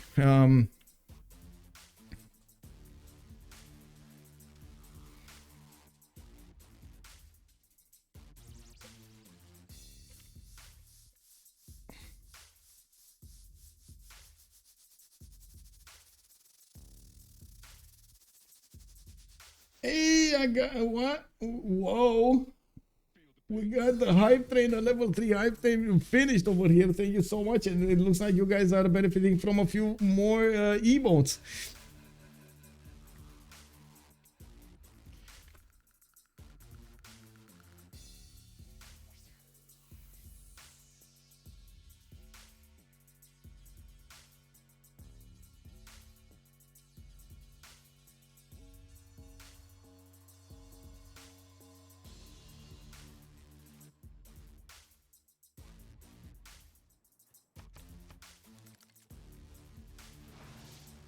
Wait, why am I not hitting it?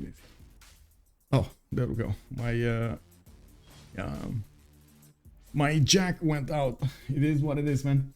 I missed the hype train reset. Yeah, it happened, man. Oh, thank you so much, by the way, Trojan man, for the one gifted sub. For some reason, I didn't hear it. Thank you, sir. Thank you. Also, Holy Priester, can you show era score points, please? Yes, we do have 7 more turns until the next era, and it does look like we do have on Meleagor 61 out of 65 points. He just needs 4 points, and I'm pretty sure he's gonna have them. He's still poking a little bit, keeping China on his toes, forcing him to keep a standing army while his cities are getting converted here. It does look like Meleagor is also starting to get quite a few of these libraries, and he did finish Colosseum in the middle of his empire, getting bonuses to at least 4 cities. Temple of Artemis in Noviodunum for the higher population growth. That's going to be quite important for his governor Pingala city. 62 science, 73 culture, but look at Vodairo go. He has 64 science and 34 culture to the north with a monumentality, now getting his theater squares going and putting down his libraries in his campuses. Elrohir coming up with 37 out of 41. He's going to have a serious problem getting to the golden age here with not that much production. His options to get that golden age will be limited.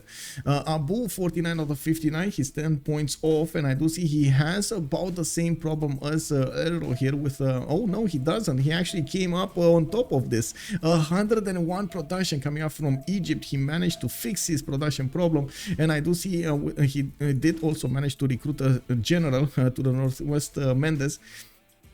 Memphis did. Oh, Zangi Dangxia, I missed this. So we got in the southwest Memphis over here with one tile from Zangi Dangxia.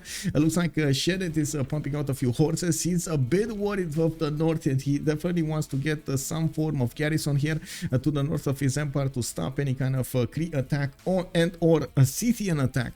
I'm pretty sure he's watching like a hawk the military strength of his opponents here, and he notices that Viticy does have 139 while Glowbal does have 152 military strength. I do notice Tempete does benefit from 41 points out of 48, still needs 7 more points to go there, and he's on 6 series right now. He's starting to put his Peridesa down, and he didn't get an immortal, so that would be easy fix here. He just needs to get 1 single immortal, and he's gonna manage to get his 4 points, another 4 points, putting him very close to getting that golden age. We do have him pumping out a few more settlers from his cities. 3 more that I can see are being trained right now, and does benefit from quite a few of these forests, so he can chop them down and get a faster production rather than turn by turn production.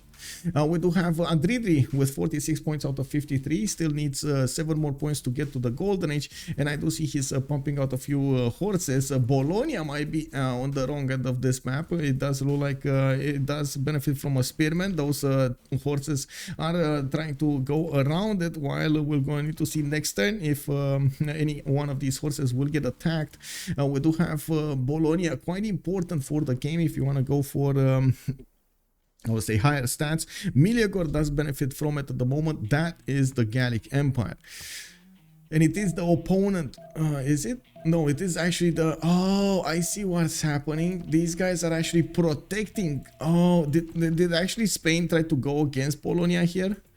This is what might have happened, because Tempete is the ally of Meleagor, right? So he doesn't get hit by Bologna's units, and I'm pretty sure Spain would really want to take over that city for an extra city for himself. Not only that, but also to take away the bonus from his opponent. You know, we haven't seen a Tsingy in a while. Yes, yes indeed. Hi Oman, good evening sir, good evening and welcome. Now we do have Harley the Spire wearing my new Stetson buffalo hide hat with you today. Woo, let's go.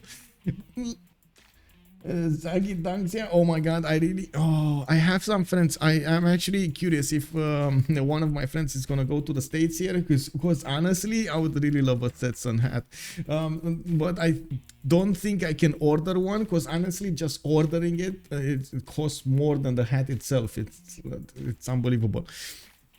Like the shipping costs more than the hat itself. So maybe I can get a friend to actually bring me one. That would be awesome. They were thinking, I don't know if you guys are aware about the Burning Man festival or something like that.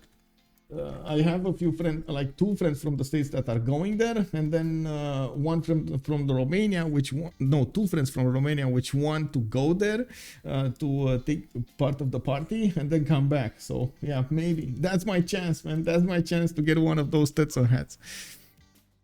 Now we do have Glowbal coming up with 38 science and 54 culture, 2, 4, 6, 8 cities, and I do see Glowbal is getting his markets out. I still more of these commercials going out, focusing down on his economy. 74 gold a turn. They are making Ornithorynques Roses are making a decent amount of gold points here over their opponents. Near Lead, hello there, sir. Thank you so much for the prime, much appreciated.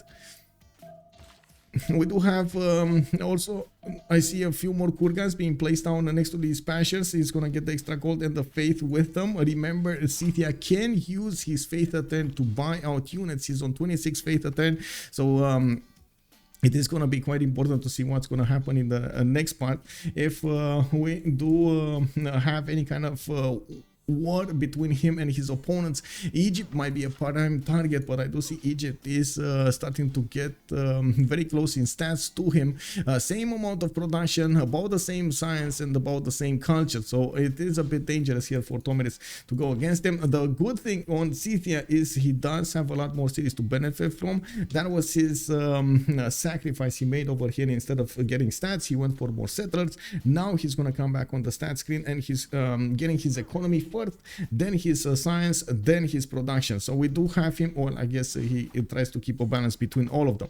We do have him putting down encampments here. I do see him getting industrial zones, only a +3, but that works anyway. And we do need to see what he's going to choose in the other cities. While he does benefit from good campuses here, he's going to need to build those libraries in them to make them better. In the era score screen, Vodairo did go over the necessary points for a gold range. She's 68-58. Viticy is still 2 points away with 54-56. While I do see Tomiris here does have 51 out of 59. He still did not get a Saka Horse Archer, so those are some easy 4 points right there. We do have him with a possible warrior to upgrade into a unit. Oh, no, he did build the Saka Horse. Oh, I see what's happening. He's doing the pokey against thieves. Okay, he's going for it. He's going for it. Okay, it's all good. I was wondering where are his units. It looks like they're in the south and they're fighting off one of these Mariano Chariot Archers. You can see how much damage these units are doing against his horses, and I'm pretty sure they can do massive amounts of damage against the Sakas as well. It is a matter of timing here, and it is a matter of unit count.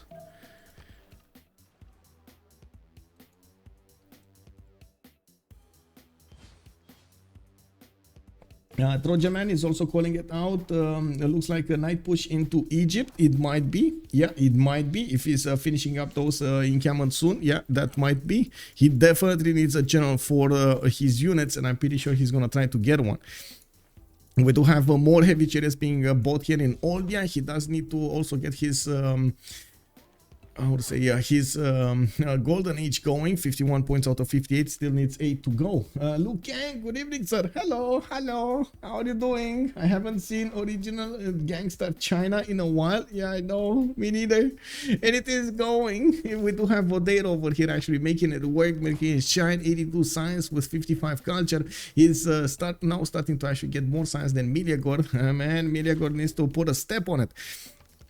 We do have a statue of Zeus coming up from Durecorteron. Looks like he's benefiting from Isotor of Miletus. I do see Meleagor building a few of these pikemen, and I do see a great library is also coming up from Novio Dunum. Getting a theater square from Adoatuca. This is going to be a +4 next to the entertainment complex and Colosseum, while I do see he's going to get another +4 here between the other two wonders. Now, we do have him building one of these aqueducts also to get some more housing in Novio Dunum. I'm a bit wondering why he wanted to do this, but I guess it's fine. Getting housing, it's all good, but I do believe Temple of Artemis should have put that city to what, 9 housing anyway, so I don't think he had housing problem. Now over here we do have Spain running down these, chasing down I should say, these Persian units back in their territory, while Persia did not actually follow this up with any other units. It does look like Bologna is in danger right now of being taken over, and you gotta be careful with it. We're gonna need to see how this is gonna go. Adrydry coming up with a settler, more settlers, 1, 2, 3 that I can see in the production queues. He's actually recruiting quite a few of these admirals because of his harbors. He's the only one making admirals points a turn with a 10.3 great admiral points a turn. In the scientist screen, looks like we did have Hypatia being picked up, and one of the reasons that China did manage to get those extra science points is because of Hypatia. He got a free library, and all of his libraries from then on would have gotten 1 point of science extra. Very important to benefit from. 2 more turns until the next era, and we do have more settlers being chopped here from Adrydry, while in the era score screen the things are getting hotter. We do have Ambiorix over the necessary age, the necessary points. Elrohir still needs 9 points, and he's not getting them. He's not getting them, boys. That's a problem. We do have also Abouh managing to get over the necessary threshold. Tempete is 48 out of 48, but he needs 48, so that's fine. Adrydry is 51, 53. He needs 2 more points. Glowbal is 6 points out, and I don't see him actually getting those points. Unfortunately, he didn't focus down to build a wonder here, and that would have saved him a little bit. Also, maybe both would have been quite nice. Those two coupled together might have given him the golden age. Well, that's not happening anytime soon. We do have Viticy, also 58 out of 56. He got his golden age, and Vodairo 70 out of 58. Glowbal is buying out these heavy chariots on the west side, and I do see he's still trying to get the how to say, the points going. He's 54 out of 59 at the moment. 5 more points. You can do it, Glowbal. You can do it. Is he getting there? Encampment training project coming up in 2. Does he have enough? Yes, he does. Well, he would if he actually chops it next turn, but I don't see a possible chop for him.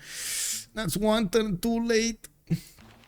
In the great people screen, we do have a few of these great generals taken, and I do see finally Cree did manage to get Marco Polo. We do have Irene of Athens coming up on Egypt, Piero de Bardi coming up on Persia. I do see Gaul did manage to pick up Isidore earlier, and it looks like Cree did get 2 extra trader capacity merchants. He got the first one, Zankian, while he now just got Marco Polo. Very important for Cree, very important for Cree.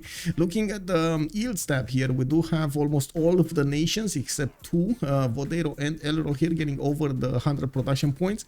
And while we do have Meleagor just jumping so high up in the production screen, it's unbelievable. We got him on 216 production points. Where did the cat die?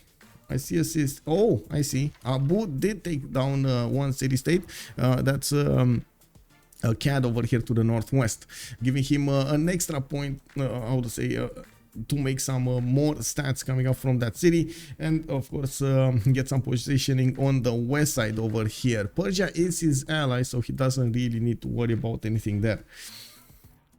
Now we do have pikemen coming out of the production queues of thieves, trying to defend against a possible upcoming attack from Scythia, while we do have the Saka horse archers standing by. They are quite weak against these Marianos, and it's no surprise that Scythia is not really focusing down. Now we do need to see if Glowbal is going to manage to get his golden age here. We do have him still needing those 5 points, and this is the last turn he can influence this in some form or another. Oh, he did not manage to get monarchy. Oh, he did. Okay, it's fine. He did get, even so, he didn't get it. Oh, that's a lot of points lost. Oh, well, that's gonna be a lot of culture being lost over here by Scythia. Well, it is what it is, man. 69, by the way, Faith a turn allows him to buy out a lot of units with Faith. He doesn't need to spend the production in this. And that's exactly what's happening here in Olbia. It's buying out the army and waiting to upgrade it. El Fuego 000, hello there, sir. No, it benefits to Gaul. No Presito, nice Kilimanjaro. Oh, yeah, it's amazing, right? Where was it? Where was it? Here? Here, yeah. I mean, it didn't even explode, bro. That's unbelievable. It didn't even explode. I cannot believe this.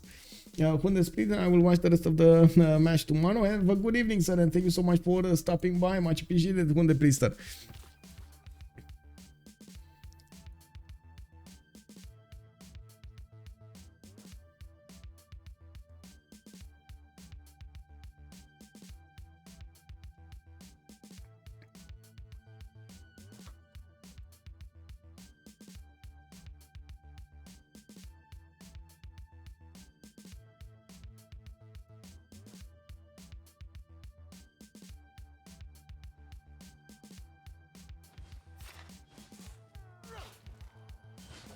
Okay, so we do need to check out how they're gonna get the points in this era. We do have Babylon and Scythia missing this golden age, which is a bit unfortunate. Now, looking at the yield stamp here, Meleagor is about to hit that 100 science mark. He did equal out Vodairo with 93 versus 95 and 97 culture versus 83. Ambiorix does benefit from a second Pen-Brush and Voice golden age. Elrohir coming up with normal age. We do have Abouh coming up with a Pen-Brush and Voice on Cleopatra, Egypt, 2, 4, 6, 8 cities. Now he has the city count, he has the production, he needs to get the science up. And of course his all-around stats, so he can withstand an attack from Scythia and Cree at the same time. We do have Cyrus with 39 science and 60 culture, benefiting from a second Pen-Brush and Voice, 131 points of production here with 58 gold. Adrydry 44 science, 74 culture, Pen-Brush and Voice golden age for him, 130 production points. Glowbal 55 science, 56 culture. I do see him also in a normal age, which is unfortunate. Like I was saying, he is trying to get a general out, and I do have to point out the next generals are 60 points, so Scythia is going to need a bit more time to get there. And now we do have the World Congress. Okay, so did they... Oh, wait. I think there's Distoria, right? Yeah. Bonsoir, monsieur! Distoria is casting for the French community in French. I go A or B? I go A. I'll go A because I'm first slot. So I go like this, digital, me. Okay.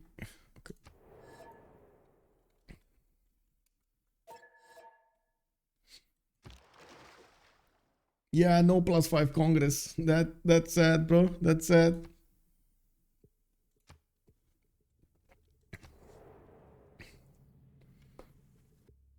No, give me a minute here because we have a minute coming up, and I do need to go to the bathroom really quick. Really quick.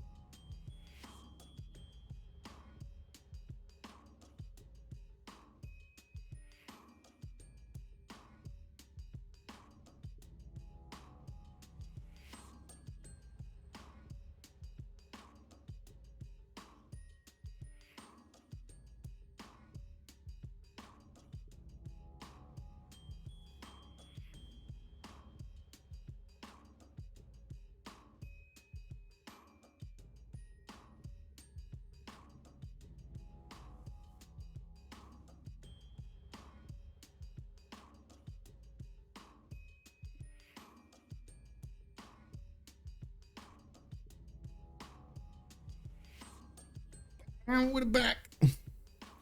See, after the break, can you give a summary of what is going on in the game so far? Yes, Sean. Good evening, sir, and welcome. So what do we have here? We do have possible war between China. Oh, we did a war between China and Gaul. Both of them are trying to get units out, and I do see China is pushing with men-at-arms and crouching tigers. These units are quite dangerous if they do manage to get next to their opponents here, benefiting from an extra +7, while of course we do see them with 55 strength against the horses 48. Now I'm pretty sure Gaul does have the technology to go really quickly for his next tier technologies, and there we go, crossbows coming out. We do have Piebang coming out, and he is trying to build walls. We don't have a cat anymore because it was taken down by Egypt, so that's gonna be a bit harder for China to actually push through those defenses. China did not manage to get his third and fourth belief. He does need to actually get more of those apostles to get going, and he would require a holy site there. We do have Scythia also preparing an attack here. He was getting a few heavy chariots out, but I think he noticed the defenses of thieves, and he's not actually that happy about it. We do have also China realizing that he won't stand a chance against the Catholic defense, and of course he is retreating his units back to his border so he can prepare a possible defense against the counter attack here. We did have also Gaul managing to get the most production in the game, 229 production points coming up from him. I'm pretty sure it is going to be quite important for him to keep on going, getting these stats up, getting those science points alongside his culture and so on. Unfortunately, Babylon is still playing a catch-up game. He is on 124 production, but he is unfortunately he did stagnate quite a bit at the beginning of the game, and now we do see him managing to get the general here, putting down a few more encampments. He's worried about Scythia, and I gotta say it would have been a much easier target and better target for Scythia to go against Hammurabi on his east rather than go on the west side against Egypt. We do have Cyrus, also 49 science with 72 culture. He's getting industrial zone for a ministry. I do see more of these libraries popping off from his campuses, and the moment he's not really doing damage against anybody, but I do see Spain in the north is I would say trying to defend China here from an encroaching Persian army, only composed out of one horse and one archer. This is not an attacking force. This is just some form of, you know, aggression here. We do have also an immortal there in the north of Bactri, just trying to get the garrison going in that city center. Adrydry with Spain is the gold generator from the team Ornithorynques Roses. We do have him on 104, while also Scythia is making a 124. More cities coming up from him. He did get Hildegard of Bingen, but did not actually get his holy site going, unfortunately, and still has settlers on the way to settle locations here. He still did not successfully take over Bologna, but I do see Vodairo is the one keeping it right now, so maybe that is why he didn't want to actually take it over, because it's one of his allies who's keeping it. Also, Hemelig Bruckenhaven, hello there, sir. Good evening, good evening. Just joined. Has there been any exciting action? We now have some exciting action over here. It looks like, well, we did have a clip earlier. Not sure if you guys saw it, but there we go. This is the clip. Babylon walks in, the settler dies. With China losing one of his builders and a settler over here in his capital city to a Sabum Kipidum. It looks like Gaul in the south will need to make something out of this aggression here against China. We don't yet have an army from Cree, nor do I see a lot of encampments coming out, so he's still trying to sim his way towards a higher victory condition. 76 science with 76 culture, 179 production at the moment. Whoa, wait.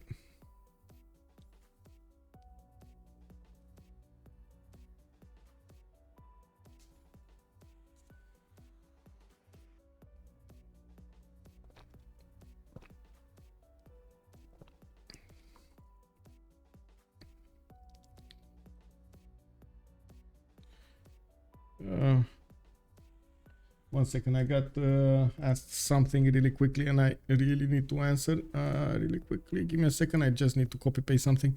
My game, this.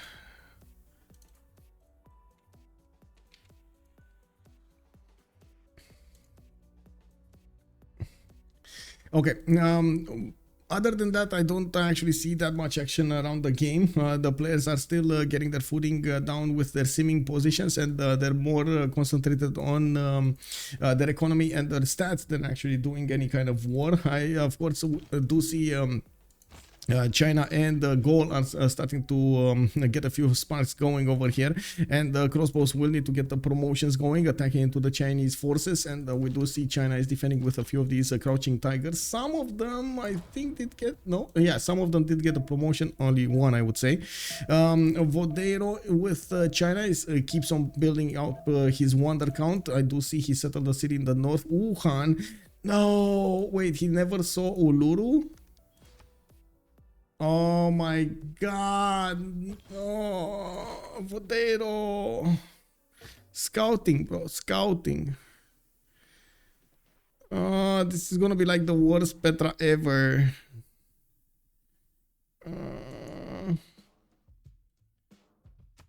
I guess he's gonna figure it out at some point, and he's gonna slap himself. Why did I do this? Oh well, it is what it is. Not like this. I know, not like this, man, not like this.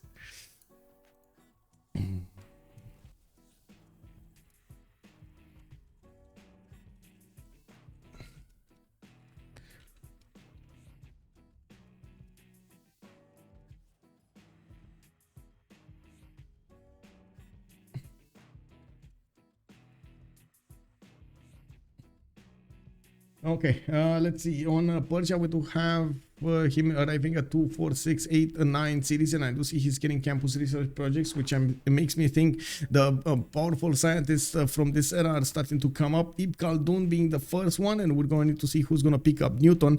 There's a race going on here. Persia coming up with 60 out of 19 points. We do have Cree on 43, Scythia on 41. Looks like Gaul is also on 40, but making 14 a turn. And I do see him getting 3 of these campus research projects finishing up next time. He might actually snatch that away from Persia. Wait, are they? Well, I guess we're going to need to see who's going to pick up what kind of scientists they're gonna go for. On the other side, let's actually see if anybody's getting those projects in. I don't see anything on Scythia. I don't see anything on Cree, but I do see Cree is starting to put down a lot more campuses and getting his horses going. This is going to be important if he wants to do an attack against Egypt, or maybe he just wants to defend here. Egypt does benefit from the pikeman technology, so yeah, he is going to get a strong unit to defend against even possible coursers. He needs to be careful if he wants to get his attack going. It's very important also if you attack into a unit with Scythia, you do want to get a little bit of damage with a ranged unit on it before you attack with the other units, so they do benefit from an extra +5 on them. As you can see here, Scythia is bringing up catapults also in the city of Olbia. He did manage to recruit El Cid as a general, yeah, but we do have Egypt also with Sun Tzu, so both of them are equaling out those bonuses. Spain did not actually follow this attack up with anything, and he is meeting the Persian army on the battlefield to the south of Bologna, while we do need to see how is he going to try to follow this up in the next era, if he's going to actually build units here or not. Imagine going Petra in a game with Qin and Gaul. Yeah, I mean, yeah, but it's Qin going, so at least that makes it better. It is still 19 turns to get that Petra going.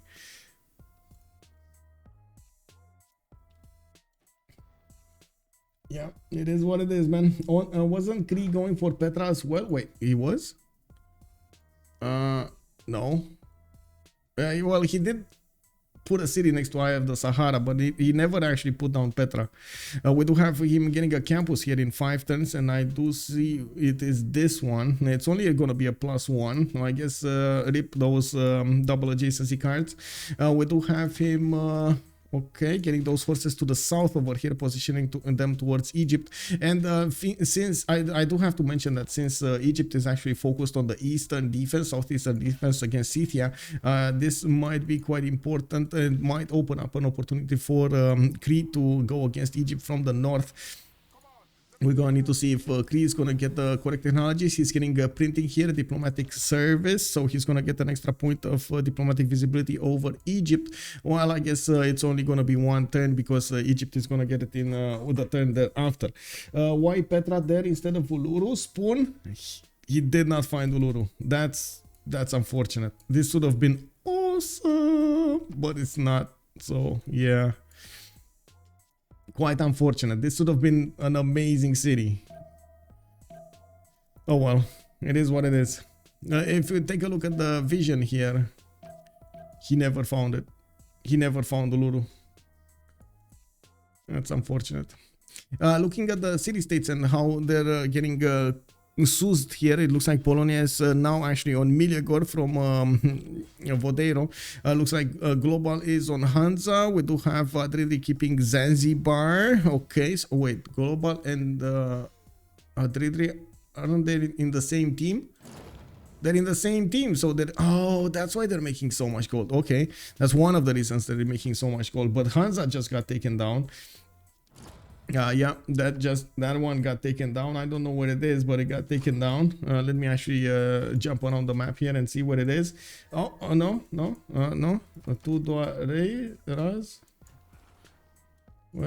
Where is it? Is it here? No. Oh, I see also Spain is starting to get his positioning over here, so he can set up coastal trade routes towards the Chinese cities. I have no idea where Hansa is, honestly. I guess it is somewhere where there's a standing army and nothing next to it, you know. It got razed to the ground, forced to give up its cities, its borders. Oh, finally, Scythia is actually putting units in the east side, and now he's actually putting more pressure on Babylon, forcing Babylon to get an army of his own. These will actually be... this will be a problem for Babylon. He was low in stats for quite some time now, and in the total tab screen, we do have 400 more science available for Glowbal to use over Elrohir. We do have also more science coming up here from Scythia. He did manage to get intelligence agency in his government plaza, so he's benefiting from a free spy, while these knights will need also the advantages of the general. Oh, is there a general here? Yes, there is a general here. Okay, perfect. Vodairo. Okay, they're still talking about Hansa. Where is Hansa? And why is he... Are they gonna need to re-lobby for this? Hansa and Gazargamu here got taken down. Oh, looks like we do have a pause here really quickly, 5 minutes. Big Rusty B, also good evening, sir. Tito's, hello there, sir. Good evening, good evening. Doesn't the Crouching Tiger kind of suck? Always seems like a build one for the era score and forget it kind of unit to me. Is it better in this mode? I'm not sure if it is better than the base game, but it does benefit from an extra +7 when you're next to an opponent, and it does benefit from 2 range. If I'm not mistaken, the original one only has 1 range. Actually, let me check this out.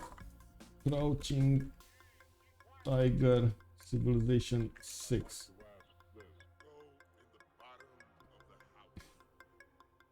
It has a ranged attack with 1, so it does get more range, and it does get, yeah, it has a longer range. It's 2 instead of 1, and no, +7 if it's next to you. So yeah. Yeah, it's pretty good. Hazarmut, also good evening, sir. How are you doing? How are you doing? Like, if I take a look at the numbers here, you can see this Crouching Tiger attacking into a horse. It does 50 damage, and this is without the +7 because it's not next to it.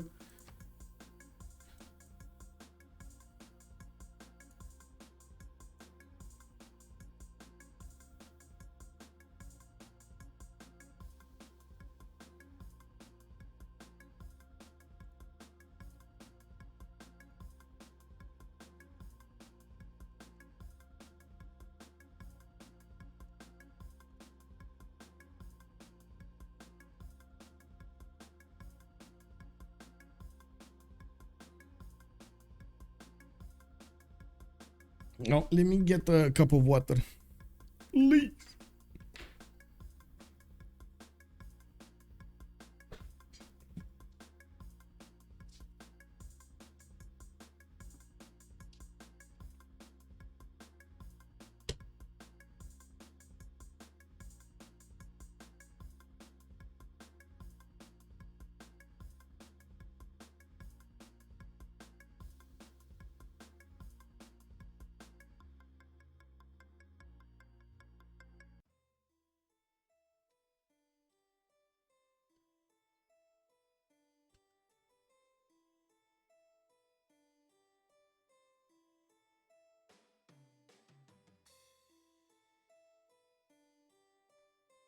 I almost finished my first coffee. Got one more sip to go, and I'm getting there.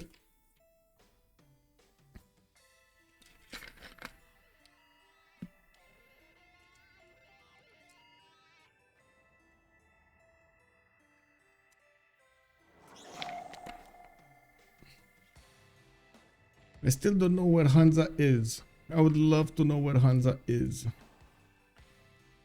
No idea where they killed that city-state.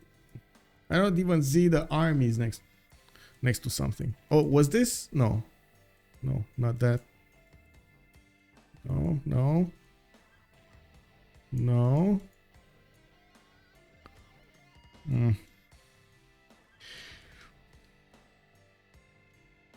Oh, maybe here. This was Sansa. Okay, I see 3 pikemen from Meleagor going against something, and it had a trade route, so I believe this was Sansa.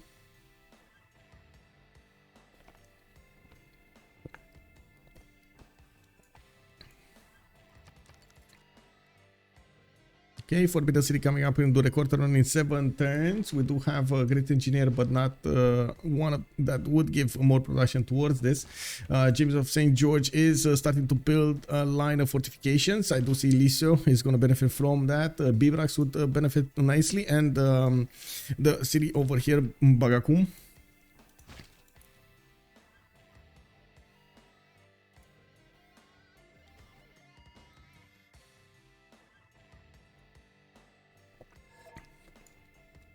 Okay, we got a team plus coming up from 1, or what is this? T asterisk. Meleagor also calling out the T plus. Mad Bits calling it out. Yeah, I mean, there's no other way of pronouncing this. Yeah, not good to pronounce this any other way, bro.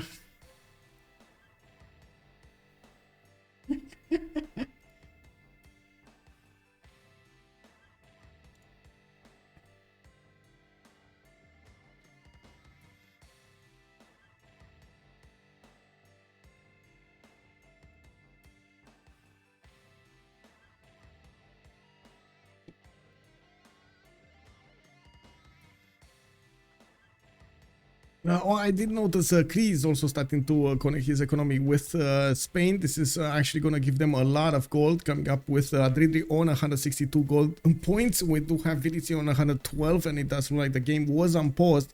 I do have to say there is a bit more. No, actually no, they're about the same when it comes to science. If you take into account quite a bit, like the low stats and the high stats. I do need to see Meleagor make a good use out of this 162 science with 119 culture. He does have 272 on more than double the production capabilities of Vodairo on Qin-Shi, and this is one of the weaknesses of Qin-Shi, especially later in the game, like mid to late game. He's unfortunately going to have quite a few weaknesses here when it comes to producing units. He does need to get something going for his production. He's trying to go for a ministry here, which will also take away an option from him to buy those units out with faith. You gotta he's not going GMC, so yeah, he's not getting the benefits out of that faith per turn. We do need to see if Meleagor is going to want to do any kind of attack when he's going to get to something like cuirassiers or maybe like tanks. He does have a decent amount of lobby, and it looks like they are calling out for re-lobby here in the next turn, not now, in the next turn, or I'm thinking not now, in the next turn. Oh, they're actually doing it right now. Okay, they're doing it right now. They should have waited one more turn to actually fix the desyncs, but it's fine. I guess now it's a good time as ever. Oh, well, I guess it's good also. Just give me a second. I need to figure out exactly where and when the server will be up. There we go. We're getting in.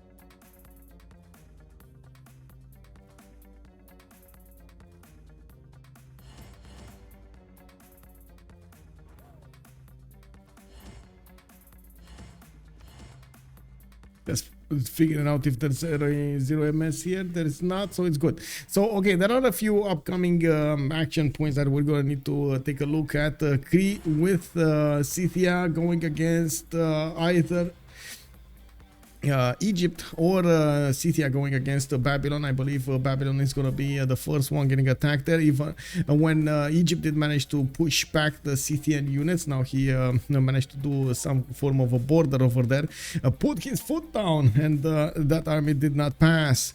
We do have Paul Maker also needing to figure out if he is actually going to want to go to war. He is now pumping out units, but he doesn't have a lot of encampment, so it is going to be quite hard for him to get a drop on Egypt, which does benefit from a general.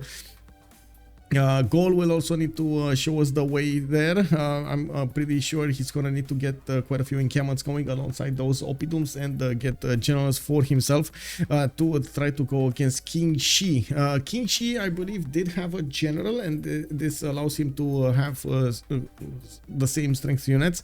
The problem is the technology level. We already see quite a bit of advancement from Gaul over Qin-Shi's ability to get that science going.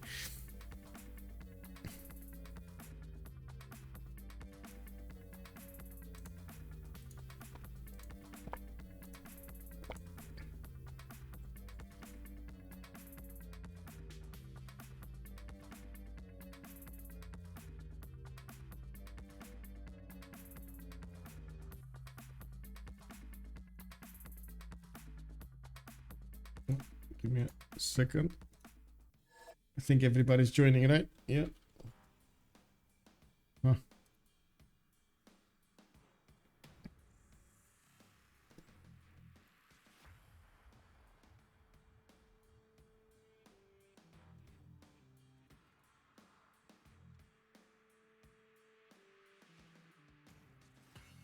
I just figured out something.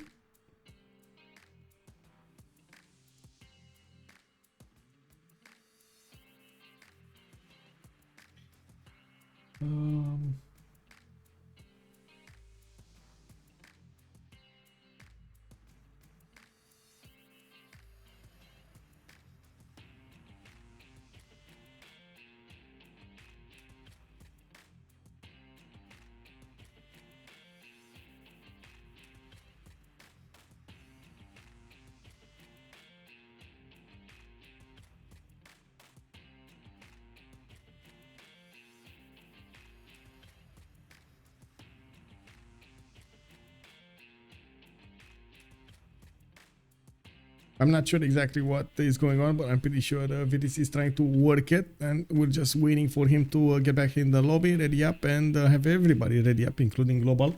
So hopefully we're gonna get this going. There we go. There we go.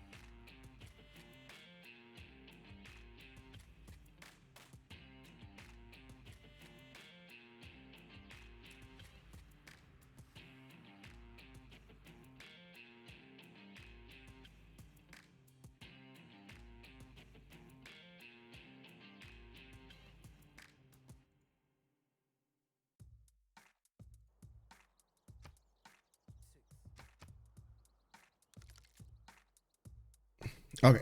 So back in the game, we did have Hansa being taken over by the Gallic Empire here to the south. Meleagor did make quick work of it, taking away a decent amount of gold from his opponents from Ornithorynques Roses. Now he is putting a lot more production into these science points, and I do see libraries coming out. I do see more universities coming out. Unfortunately, we do have an exploding volcano here, forcing him to rebuild that over and over again. He does have a 6-foot tile in the capital with 3 points of production and 1 point of science there. James of St. George was also giving him the chance of building some walls, some more defenses, stronger defenses against China. And of course, we do need to see what kind of technology he's going towards. It looks like industrialization he's going industrialization here, so not really eager to go on any kind of form of attack at this moment in time or at the cuirassier timing.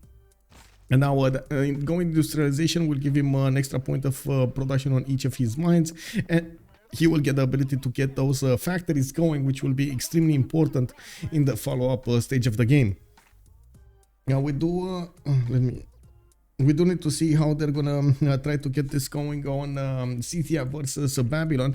Scythia is moving in with some of his units, and I do see the knights are gonna definitely do a lot of damage against the Babylonian units. Now these knights, when they do benefit from the extra +5 against wounded units and an extra +5 from the general, I'm pretty sure they're going to be extremely hard to handle.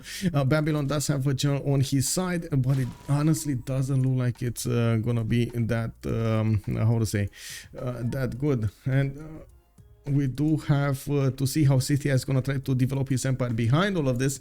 Not to mention, we were watching how Cree is managing to get an army to the south here. He doesn't have a single encampment, so that will make it almost impossible for him to recruit one of these generals.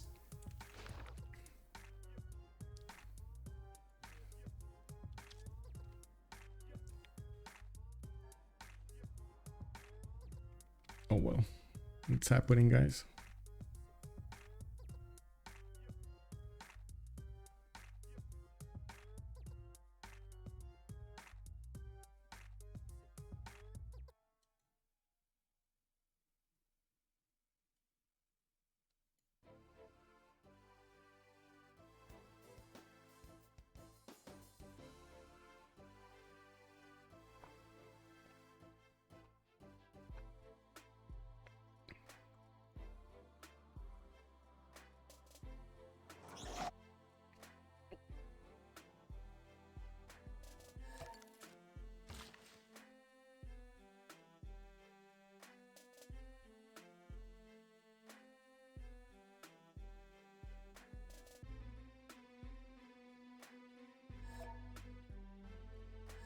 Oh, a holy side coming up from Spain. He's actually gonna get the religion. Interesting. And I do see Hildegard of Bingen is just sitting there. That's only gonna be a +2 holy side, not really that big, but you know, at least it's +2 science. Spain does need all the help that he can get when it comes to his science points. He doesn't have that many big campuses, and even with the double card, they're barely like +4s or +6s. I do see he's starting to put down a few of these missions. Unfortunately, he chose to put this one down on his own continent, on the capital continent. Usually when you get the missions going, you gotta put them on another continent so they give you the bonuses. Now we do have more universities coming up from him, and in the science screen he still is about to get that 100 point over. Viticy did get 111 points, Vodairo did get 123 points, while on the other side we only have Meleagor getting 161. Tempete is not that far away with 97 and 98, and I do see him selling a few more cities on the east, Sharikumis and Susa, while he's getting them upgraded. Here he is also starting to put down encampments, so he's thinking about some form of attack or defense against the north there. It's either to defend against Spain or maybe to do some form of damage against China. I don't think China will actually be able to overwhelm anybody in armies. He's going to need to focus down on his defense rather than anything else. Now we do have Meleagor coming up with the defense here. Well, he did manage managed to build statue of Zeus earlier, so he got quite a few free units from that. We do have universities coming up from La Venta to the west, and I'm pretty sure he's gonna get relatively quickly to 200 science. I do want to see if he did manage to pick up Newton. Oh, it was Persia that did manage to snatch Newton from him, while Gaul did manage to get Campus 1. He's gonna get very good extra yields coming up from his happy cities, and of course, since he does benefit from Colosseum, you can imagine he's gonna be quite happy with this one. Some people even call this one a lot better than Newton. We do need to see also if Hammurabi is going to manage to withstand the upcoming attack. I'm pretty sure Scythia is going to keep on going. And there's another thing that I didn't manage again about Scythia. Glowbal with Scythia will benefit from a heal whenever he takes out a unit. That's actually quite important. If you do manage to play it correctly, you always have above half health on your units. And of course, it's all about when do you choose to go with the last hit. One of unfortunate thing that I do see happening here, Scythia did not bring a few Saka horse archers just to do the initial shots against his opponent, which would have been quite important to activate an extra +5 against his opponent's units. We do have heavy chariots coming out from a few cities of Babylon, while from the other cities are we got coursers building, and this is going to be important for him to get going on the west side. Unfortunately, they're not gonna get there in a good position to defend. They don't have the 45 bonus on them, and by the time they get there, I'm pretty sure Scythia is gonna manage to take out a few more units here, especially that archer in the forest does seem like it's gonna be a juicy target. And you can see how immediately when the knights did manage to get the one attack going against the units of Babylon, that instantly made the knights stronger. The upcoming attacks are much stronger with 69 points of damage when they would have had just 62 otherwise. If China can defend, I feel like the gold disparity will push to the victory. Well, we're going to need to see, but yeah, I do see the gold is definitely with Ornithorynques Academy here. We do have 167, 79, 105, and 50 coming up from Ornithorynques Roses. Actually, wait, it's not the Academy, it's Ornithorynques Roses. While on the other side, we do have Meleagor on 48, Elrohir on 58, Abouh on 35, and then Tempete on 61. Egyptian trade routes to somebody would have been quite important. He never actually coupled his economy with Susa, nor does Persia have an incentive to send those trade routes externally. Except the gold. I mean, definitely the gold. Usually Persia does want to play as much as possible internals, so he can get the culture points and upcoming gold points. So I guess we're going to need to see if ever he's gonna try to couple his economy with Egypt. They're about to hit all of them. They're about to hit that diplomatic service. The moment they actually get those cards, especially the Wieselbanken card, which gives them a +2 food, +2 production for each city when he's sending a trade route. That is very important to keep to couple with your trade routes going towards your opponents. If you get of course an alliance and so on, it's much more fruitful to have that trade route. Scythia is building up his encampment here with the stables, and I do see he's getting a few libraries from shared, well, one library from shared League, while he's starting to put down a few more of these commercials. There's like no issues on gold here. They are starting to also stabilize the production difference between them and their opponents, Academy, Ornithorynques Academy, while Meleagor is going sky high with science and production. We do have Viticy managing to get 233, and he's also upgrading a lot of these coursers, which by the looks of it, they might run rampant over here against directly the capital city of Egypt. There are no defensive units. If he does manage to push through next to the mountain here, oh my god, a rocket that might actually fall. Oh, okay. I mean, there are some units in Mendes, there are some units in Iwi, but yeah, Rakedet is just left open. I don't know why, but it's left open. We do have a Tempete with over 100 signs. Abouh still struggling, 73 and 75. We got Elrohir here 64, 42, and it does seem like there's a there's a big problem when it comes to this. Ornithorynques Roses did manage to get 3 of their players over 100 signs, while Glowbal is on 75 with Scythia.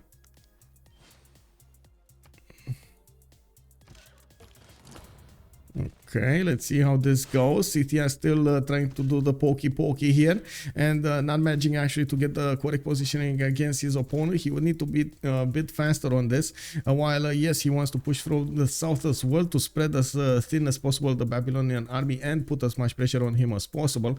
We do need to see if there's gonna be anything happening here. Looks like there are only a few defensive units from Vodairo. He's putting them towards Babylon. Now we do have Meleagor also over here. Looks like I would say we got crouching tigers available for him to use on the defense. It's fine. While Gaul at the moment is not upgrading any units, since he is going through the top 3 for industrialization. This is over here. He's gonna need to do quite a few technologies to get there, and I'm pretty sure he's gonna reap the benefits of that extra production. Having factories everywhere is gonna allow him to do whatever he wants when it comes to units.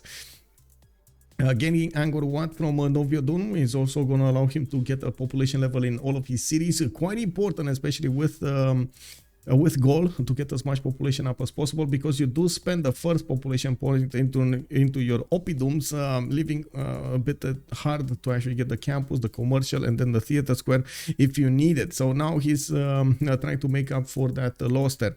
Also, getting Forbidden City Importance will allow him to get an extra wildcard policy slot to use, which is going to be very important throughout the remainder of the game. It doesn't guarantee you the win. We've actually seen this happen. We've seen Distoria actually with this one in the previous days when he was playing with Black Petre against Freitos de la Vega. He did manage to get Potala Palace, Forbidden City, and Alhambra. He had Monarchy with 3 extra slots to use over there. It wasn't enough for his empire to shine.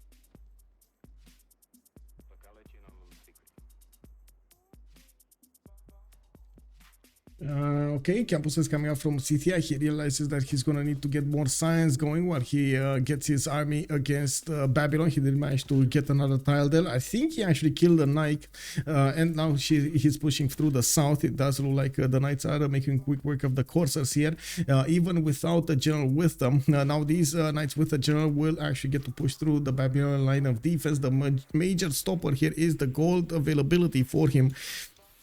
Not to mention his production capabilities. He's trying to build more units. He's trying to get a spy out. I do see a spy is already available in Masah Sapir to get that extra diplomatic point in.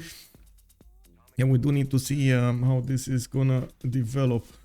We do have Scythia, Sherton Blake. I do see libraries coming out. I see campus. Okay, campuses. I did talk about this. He's getting more units here. Another 3 heavy chariots have been bought, and he's gonna get to upgrade them.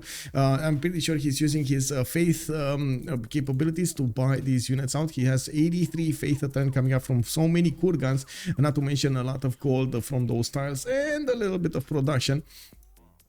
Now on Cree side, he's actually attacking, but he's moving west. Is he going for a CAD? Oh my god, he's going for a CAD. What happened in the World Congress, by the way? Monarchy gained a wildcard policy slot. Cyrus +4 gold to the sender. Okay, and received an extra trade route capacity. Now that would be awesome if there are any trade routes being sent to him, but there are no trade routes being sent to him. Oh no, the lighthouse is a bit too far away from the city. He tried to get the lighthouse going, but yeah, doesn't work like that, unfortunately. There's like no trade route between their cities. And in the third one, we did have Philip II Adrydry getting the Diplo victory points, which of course on Les Ornithorynques Roses, Spain is going to benefit from quite a bit of safety here between China and Cree on the east side. He only needs to worry about Persia from the south and a little bit about the upcoming war from Gaul. Gaul, if he gets those tanks / helicopters going later in the stage, he might try to go directly through the Chinese territory and move towards Spain. Of course, that also makes an assumption that China will not manage to keep up with his necessary points in an upcoming era, which it doesn't look like it's going to be the case. We do have Vodairo on 154 science with 153 culture, Meleagor 196 and 123.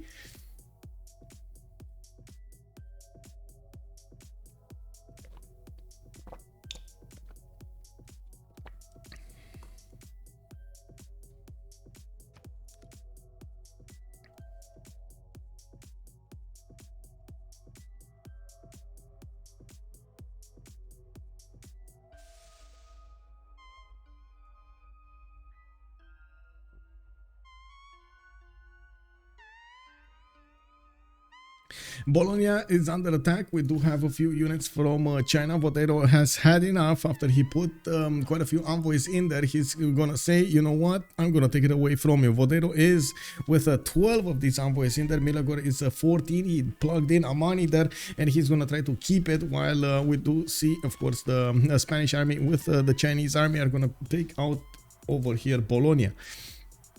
Now we do need to take a look at the war coming up from Scythia going against Babylon here. He's trying to breach the defenses, but I gotta say Babylon did quite well to recover and put units on the map.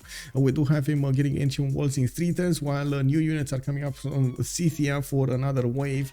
Scythia did manage to leave these Babylonian units quite low in HP, and we gotta see if Scythia is gonna manage to recover his strength, attacking those low HP units and recovering the health with that. Of course, with his own bonus. Also, when everybody tries to be your friend as a CS, it means you must die. Bye bye. Bye bye. Hello. We gotta see what's going on here with Cree and Egypt. It looks like Egypt did move a little bit on the east side, and by the looks of it, is figuring out the courses of Cree are actually coming against him, and it does look like Viticy is gonna bump against the first crossbow here. We'll have the opportunity to take out that crossbow and then follow up on the Mariano Chariot Archer, where there's only one single pikeman going towards a CAD. If they do manage to take over a CAD and just flip it back like liberated, it will be extremely important for the diplomatic favor points. They're gonna get a free 100 points over there. Egypt but not building units might be a mistake. Yeah, Egypt not building units is a mistake. It's definitely a mistake. We do have Egypt actually pushing a little bit through Cree's defenses here, and I'm pretty sure Cree does have the production to rebuild an army if he needs be. Now we do not see very strong units coming up from Egypt to do this attack, and from what I do see, Cree is yeah, there we go, encircling that crossbow. Oh, that crossbow's dead, man. Yeah, it was a nice guy, you know, a nice guy. Another city has been taken over. Was that Babylon? That was Bologna. Bologna got taken over by Spain. Finally, Spain gets this city to the south, which will allow him to get a better defense towards Persia. We do have also Spain starting to ramp up his production into universities and trying to get as much science as possible. He's on, let's see, 156 right now, 137 culture with 800 faith in the bank, making 56 per 10.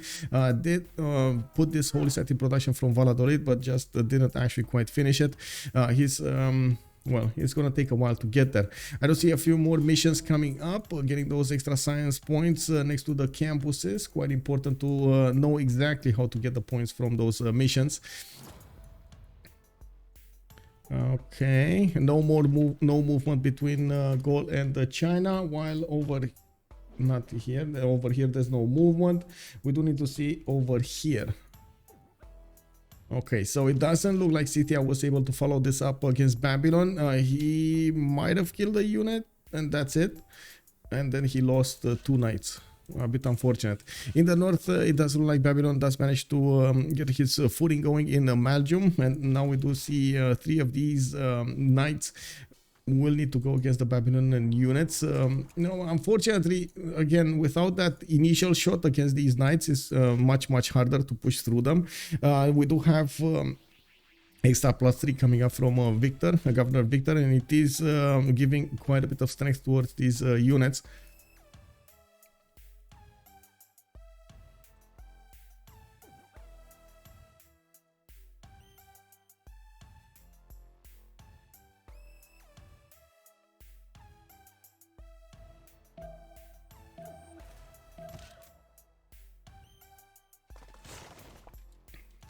Oh, that got a promotion, and we'll see the first moves here. If Elrohir is going to manage to push back, Adrydry is still desyncing.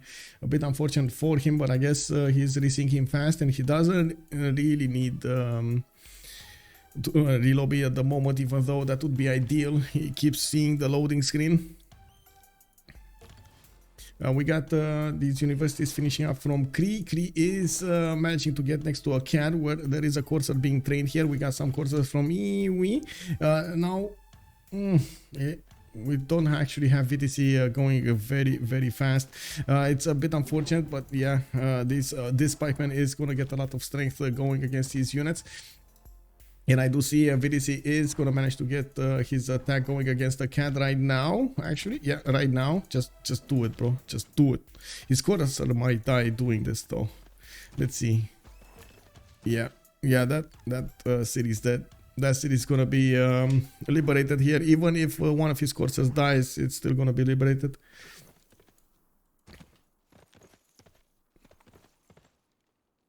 Yeah, it is what it is. Oh, actually, does this courser even die? It doesn't look like it dies.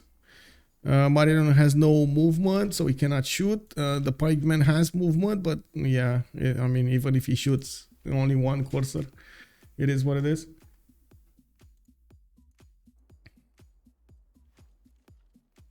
Okay. We do have Terracotta Army coming up from Soloka, and we're gonna need to see Scythia get all of those extra promotion points on these knights. Now it doesn't look like Babylon did manage to get a stronger army going, while Scythia is trying to get the ballistics in 3 turns. He will follow up with cuirassiers, which are going to be definitely stronger than their opponent's units. Now we do need to see how many of these cuirassiers will get upgraded here.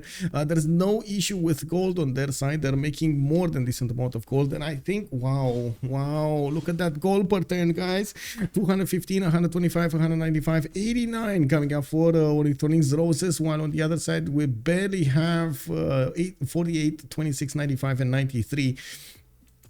I'm pretty sure Ornithorynques Roses are doing double the amount of gold their opponents are. We do have also diplomatic quarters everywhere, so they're getting those diplo points. Looks like a cat is gonna fall next turn. Just a few more seconds until we roll over into the next era.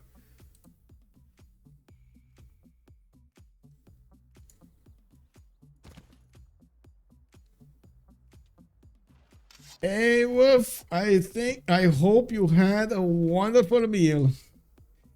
Hello there, Sandorius. Good evening, sir. Looks like I missed a good sim start before timings. I'm sad I missed it. Yeah, well, I mean, you know, it was mixed. I would say it was mixed with a few aggression points here, with a few settler snatches, with, you know, scouts getting in, getting builders, and so on and so forth. So, you know, there was a mixed action, not only simming, but mostly simming, I gotta say.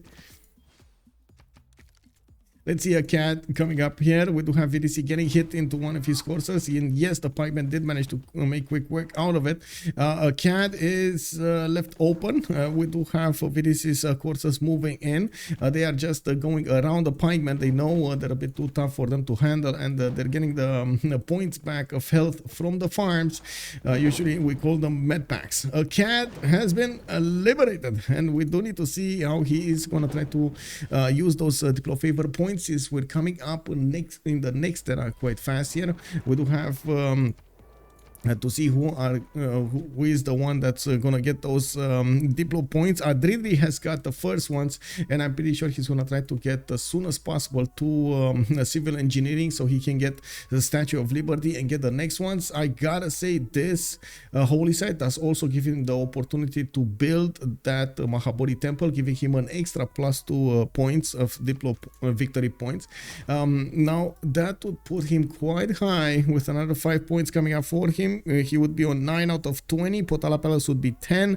If he manages to get the next ones, he would be on 13 out of 20. And if they just manage to get one more vote, well, you know what that means. You know what that means. Very close to a diplo victory.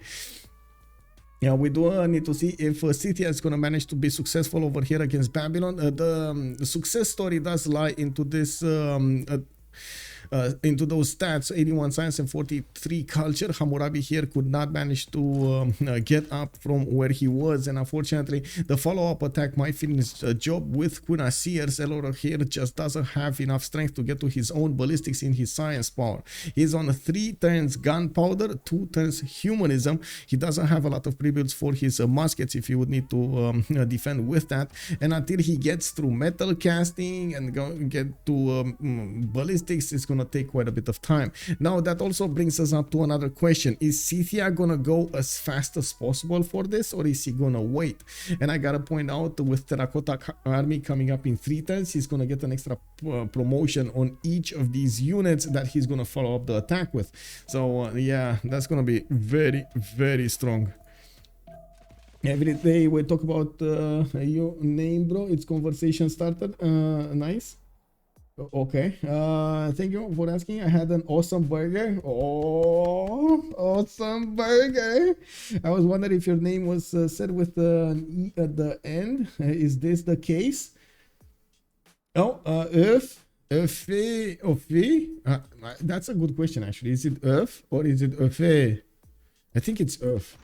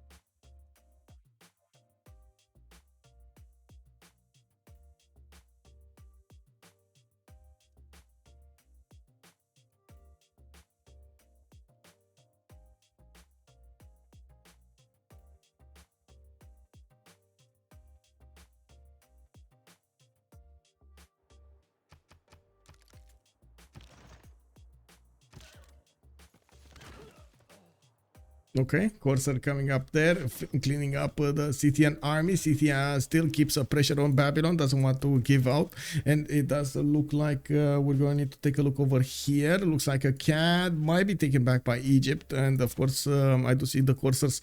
Some of them did manage to reposition to the north, some of them did die, and some of them are quite low HP next to a cat's borders.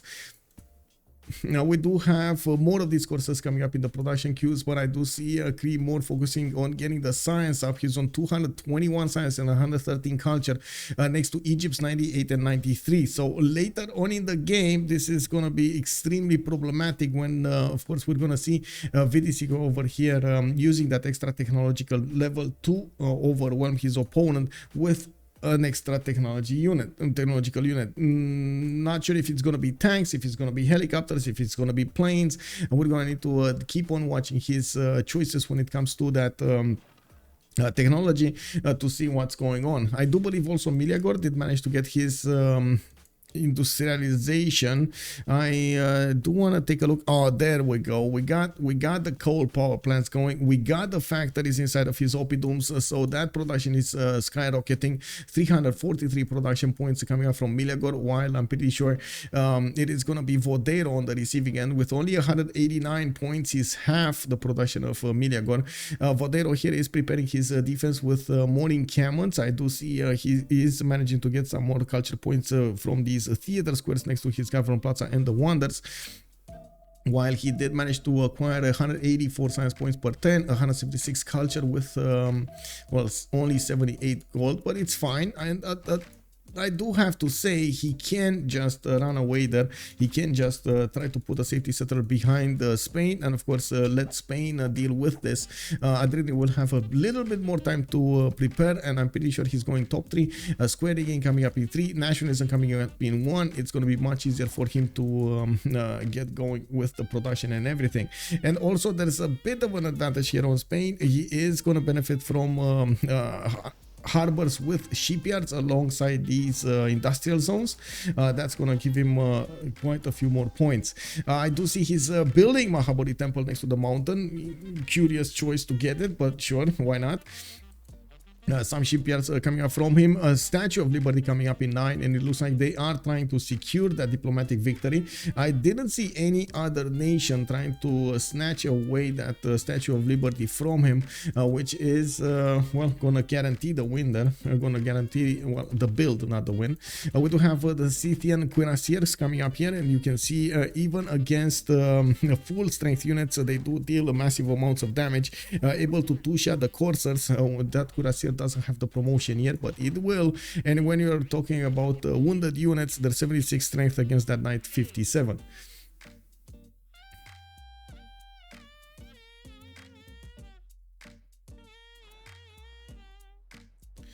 We got encampment training projects. We got the universities coming up here. Terracotta Army in 2.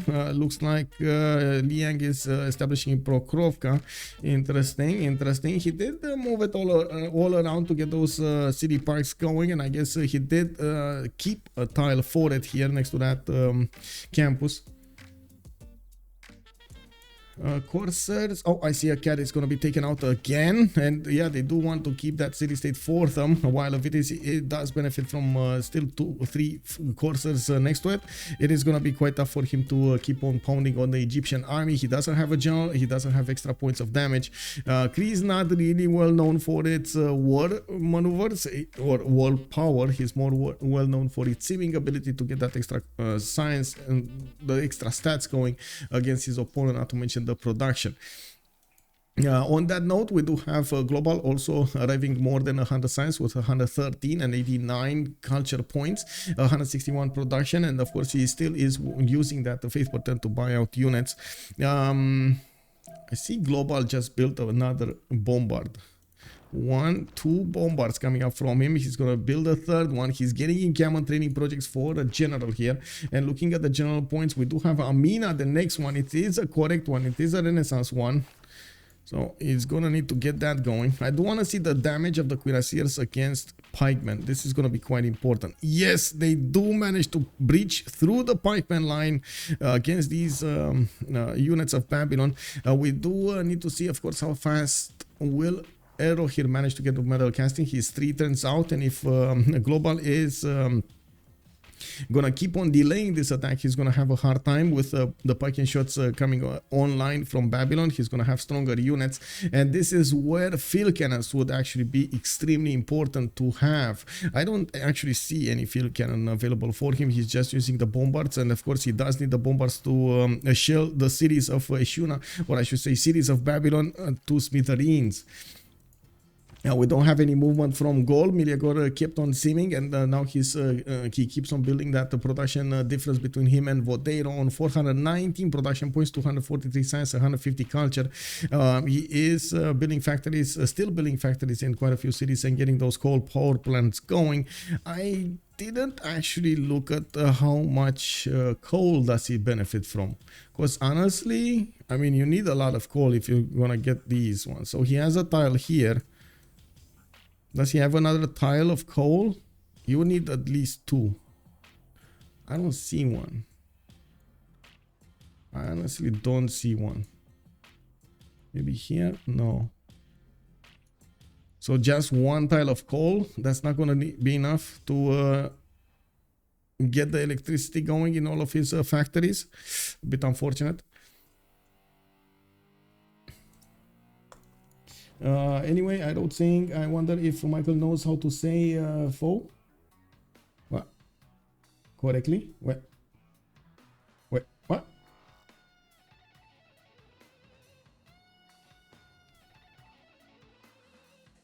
Oh, I see how Thandorius got actually caught by Automod. Naughty, naughty, Thandorius. Naughty, naughty, bro. That's when I feel like it's a more common name, so you will definitely probably meet more one day. Okay, okay. So let me see. Let me see. If I put the translate on and I say detect language, and it brings English detected, right? And I do this. Aoife. Aoife? That's how you pronounce it? Aoife. Aoife? That's how it is? Oh my god, I'm so sorry. I actually mispronounced it for so much in the last few days. I mispronounced it so much in the last few days. Aoife. Okay. Aoife. I wrote an E instead of a W. Yes, I know. I saw, Thandorius. I saw. And Automoto was like, no, we can't like that in. Yeah. Okay. Okay. Aoife. Okay. I got it. Thank you. Looks like we get some uses out of how to say out of Google Translate. 2 left hands. Hello there, sir, and welcome, welcome.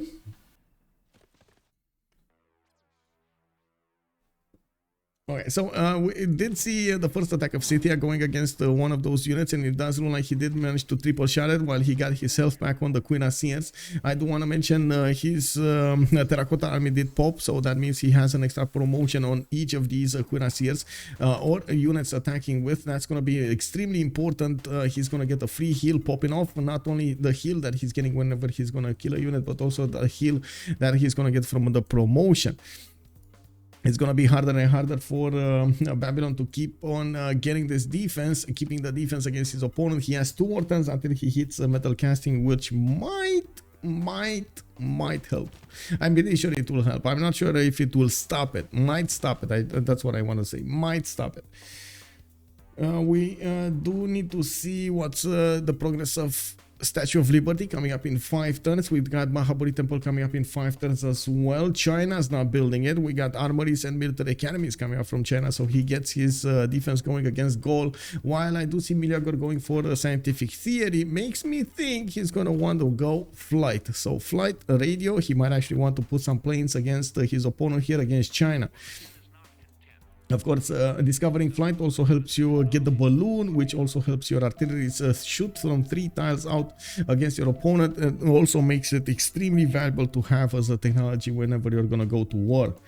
Looking at the lands of Egypt here, looks like he did manage to make quick work of Cad and did push back those Cree coursers.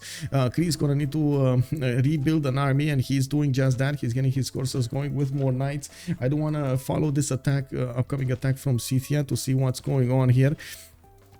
He's not really promoting his units at the moment, waiting for the right time to get the promotions going. Moving the bombard here will allow him to start shoot down the city of Eshuna. And I do see he's starting to get the wall of units here against Babylon.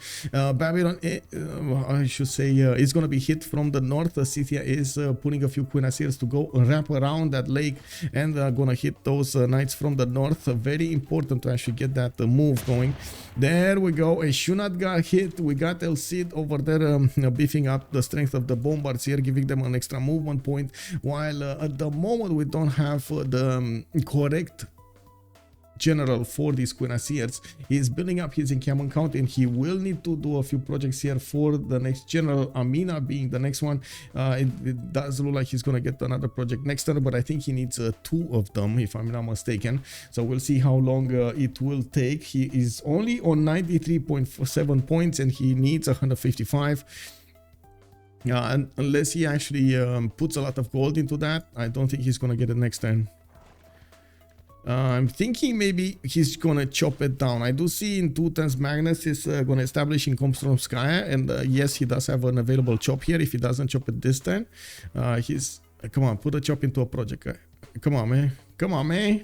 You can do it, man. Project. We'll see. We'll see how that goes.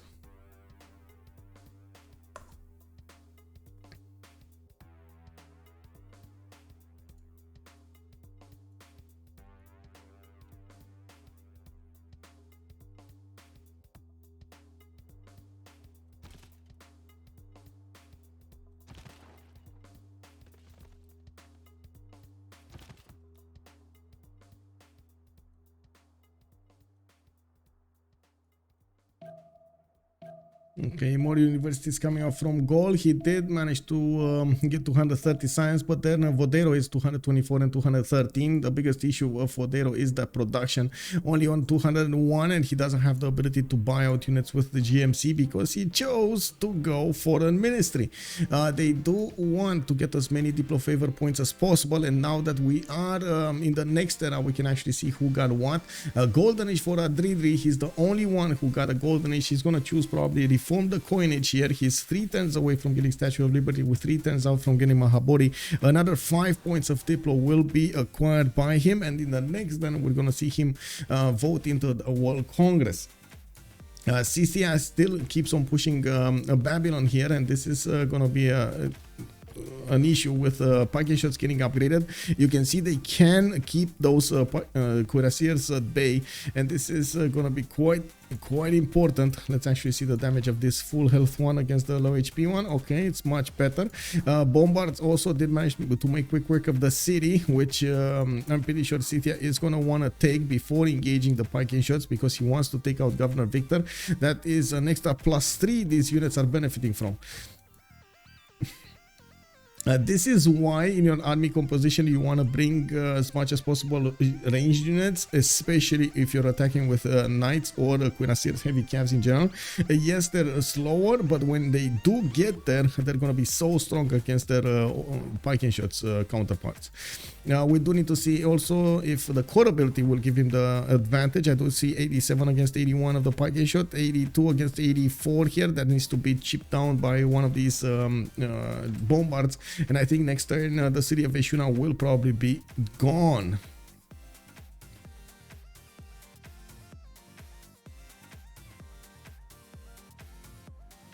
Engineer would be nice too. Oh yeah, military engineer would definitely be nice. Building a road over here, yes, but I gotta say the only tile they need to help with the road is this one, the dice tile, so he has a clear line of road towards Babylon. That's about it. Like everything else is just flat land, so these units are moving at their highest speed anyway.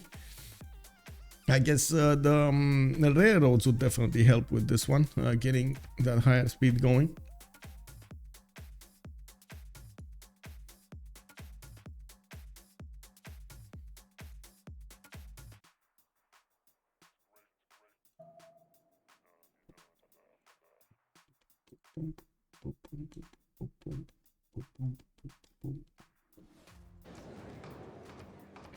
Okay, me Military. I don't think there's any military left, right?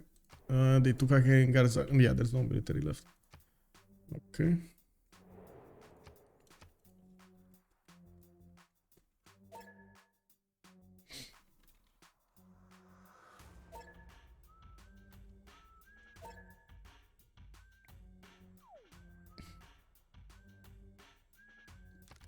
Oh, Potala Palace got put down. Where's Potala Palace? Potala. Okay, he said okay. I don't know where Potala Palace is, but it should be around here somewhere. Somebody's trying to snatch it away. Maybe that's Gaul actually. Let's see. You see? He's building statue of 4 turns and Potala in 4 turns. He's snatching it. Oh, it's 3 turns for Spain. Does he have a... no, he doesn't. Okay. So I did get that in. Give me a minute.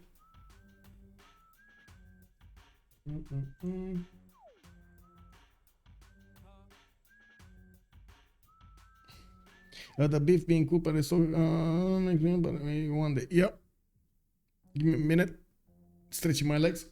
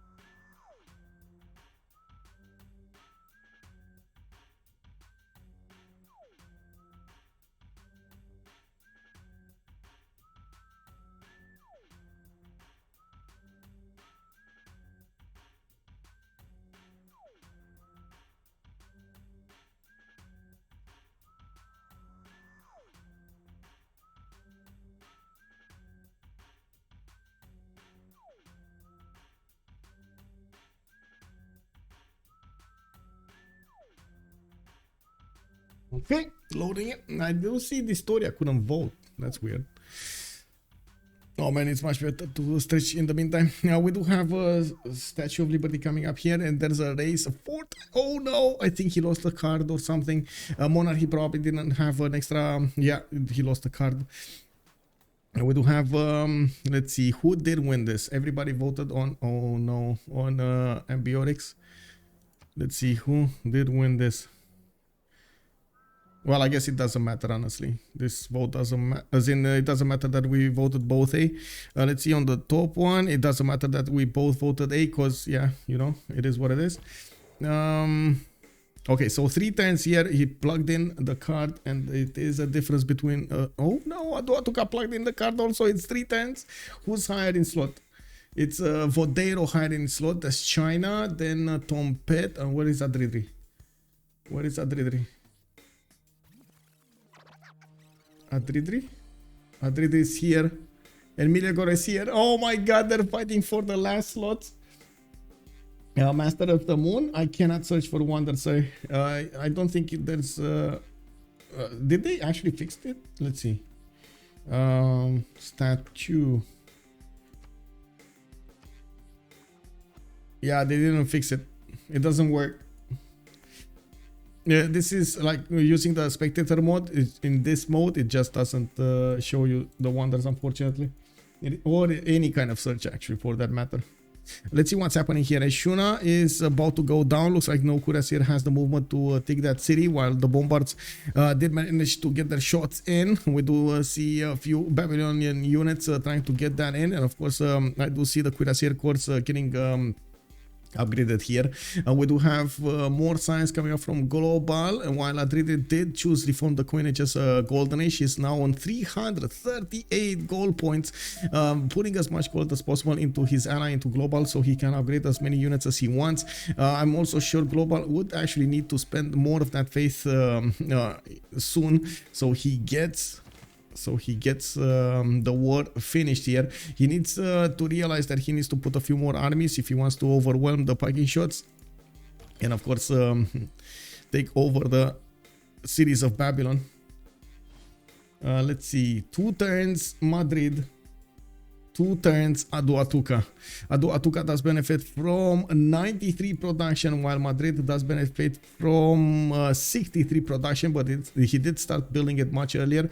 Bahabori Temple also finishing up in Valladolid. I gotta mention, at the same time, we do have a Potala Palace being built in Novio Dunum, trying to take that away from his opponent.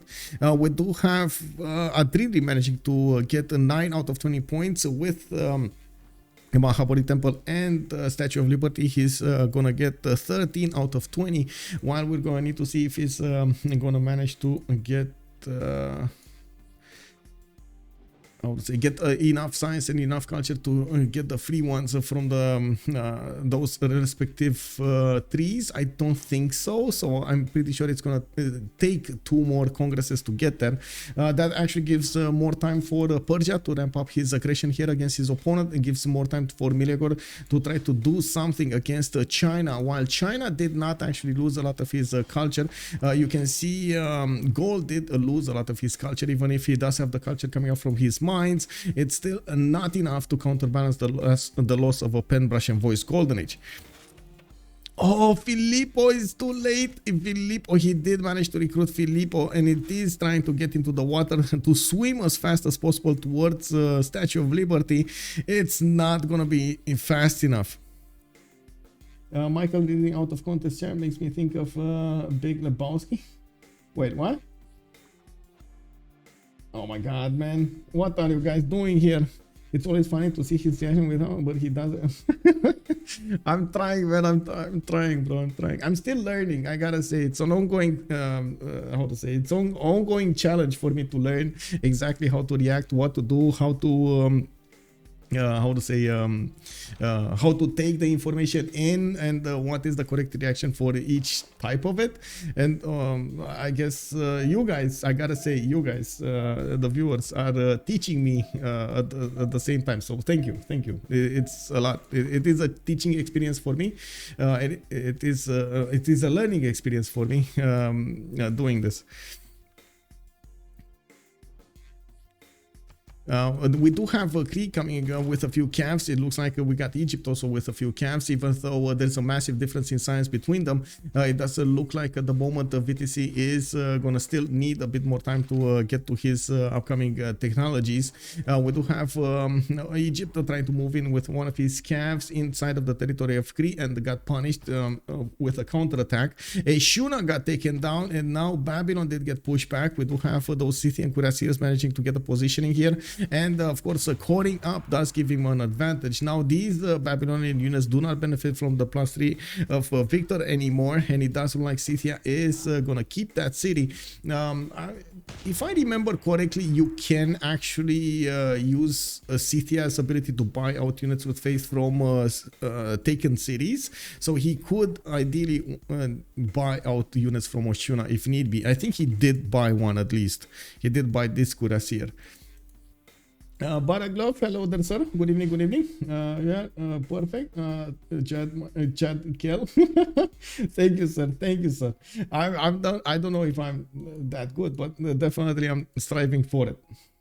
It's at 7. We chat a lot, and unless you scroll through the chat, you will probably always miss something, but you're doing great. Yeah, thank you, sir. Thank you, sir. I gotta say, I did watch a lot of the very popular streamers, and they have an extremely hard time, especially when you have like thousands and thousands of viewers. They have an extremely hard time to watch the chat reactions. And for example, I was watching Asmon Gold, I was watching Landmark, and one of the things that I noticed is at some point you actually need somebody like a moderator from the chat to give you some highlights to talk about in your chat, or to respond in the chat. They use Discord to communicate with that moderator, and well, it is what it is. It's like in TV, you know, you gotta adapt to the flow of information. I'm very far away from there. I'm striving for it, but I'm very far from there. Let's see, on China, we do have him upgrading his line infantries, and we do have, of course, some field cannons that don't really manage to do the job to take down the strength of the line infantries, even if they are in floodable terrain. I did notice the defenses of Babylon are crumbling slowly. We do have cuirassiers also coming from him, but unfortunately, they're not as strong as the Piking shots, especially Scythia's cuirassier level 2s can definitely make quick work of the Babylonian units. Now we do have more units taken down from the south. Looks like yes, this level 1 Piking shot can hold his own, but the Corsairs are having a hard time withstanding this. It looks like again in the north there's little by little Scythia is pushing forward towards the Babylonian main cities, and he's tearing apart this empire, while of course Gaul will yeah, there we go, will need to help out Babylon get a safety settle here. There is a position possible settle on the Niter, or even a possible settle in the tundra very far south of Noviodunum. And Statue of Liberty got finished. We do have Mahabodhi Temple finished in the how to say boom bam boom bam. There we go. Overall tab, we do have 13 points out of 24, the victory of Adrydry. If they do manage to take out Hammurabi here, they will get an advantage when it comes to the diplo points. Otherwise, I think the next Congress might be, well, I guess it depends if it might be or it won't be on Ornithorynques Roses. They do have a decent amount of diplo favor. It all comes down to how many city states they have, or if they can manage to liberate one or two. It would be extremely important to liberate at least one. Let's actually take a quick peek on what they do benefit from. So if Abouh has one, Meleagor has one, so two, Elrohir has one, three. Okay, Viticy, no, Tempete, no. So they have 3 out of 1, 2, 3, 4, 5, 6, 7. So there are 4 city states. There's an advantage of 1 city state on Ornithorynques Academy being held over there, and that gives them a bit of an extra diplo favor per turn. I do have to mention also Tomiris did not go for a foreign ministry. He did go for an intelligence agency, so that's a bit of points lost. I do see foreign ministry over here. Looking at Spain, he doesn't have foreign ministry. He really needs to quickly build up that foreign ministry to get the points in. Let me actually put it up on the screen over here to tell you what I'm talking about. 3 diplo favor per turn, 2 influence per turn. It is extremely important to have this one if you want to go for a diplo victory. It gives you a big advantage when it comes to receiving those points. Now there might be an attack from Cree later on in the game with 300 science over 150 of Abouh. Of course, getting double the amount of science is gonna give them the advantage to get to higher technologies faster. VDC is already on steel 2 turns, while Abouh is barely getting rifling. We do need to see how fast VDC can get to tanks or helicopters, while I do see he's getting pillaged over here in the west side. He does need to deal with the Egyptian calves. Gold has been a problem plaguing the team Ornithorynques Roses for some time now, and even if they're trying their best to catch up with the gold necessities, they still have a lot of problems. With the -5 gold on Meleagor, Elrohir is on 40, Abouh is on 71, Tempete is on 56, and I gotta mention they don't actually have a standing army, a big standing army to finance. So that's actually worse, because if they want to get an army out, they just don't have the funds for it, neither to upgrade it nor to actually upkeep it. Yeah, we do need to see if there's going to be a follow-up unit coming up from Scythia. While yes, he did amazingly well against Babylon here, and he can still keep on pushing against the Babylonian defenses. He needs more units if he wants to be extremely successful. Speed of the attack does also matter, not only the strength of your units, the speed with which you take on cities, so you don't give the chance of your opponent to defend himself, recover, counterattack, and so on. So you need to always have a flow of armies of resupply units towards the front line, so you manage to counter any kind of losses you're gonna incur there. Yeah, what were the changes to Hammurabi that people may start playing him lately? That's a good question, man. Let me actually figure it out for you, because we got a bit of time here, so I guess I can parse through the BBG server and take a look at what's going on. Patch notes. Patch notes. Oh, that's from December 7th. Wow. Oh, there's a Google Doc. Okay, sure. Let me see. Babylon rework. Palgum changed to one production to all farms regardless of fresh water. Plus one food on other improvements adjacent to fresh water. Oh, so you don't get the fresh. Okay, so you don't get the food immediately on all of your tiles. You just get it when they're actually going to be improved with something, like with the mines, for example, next to Makra Sapir over here. I see how it is. Okay, I see. I mean, yeah, not that big of a nerf, but it is definitely a nerf. You can actually take a look at the file yourself, by the way. There we go. That's the Google Doc link towards the file.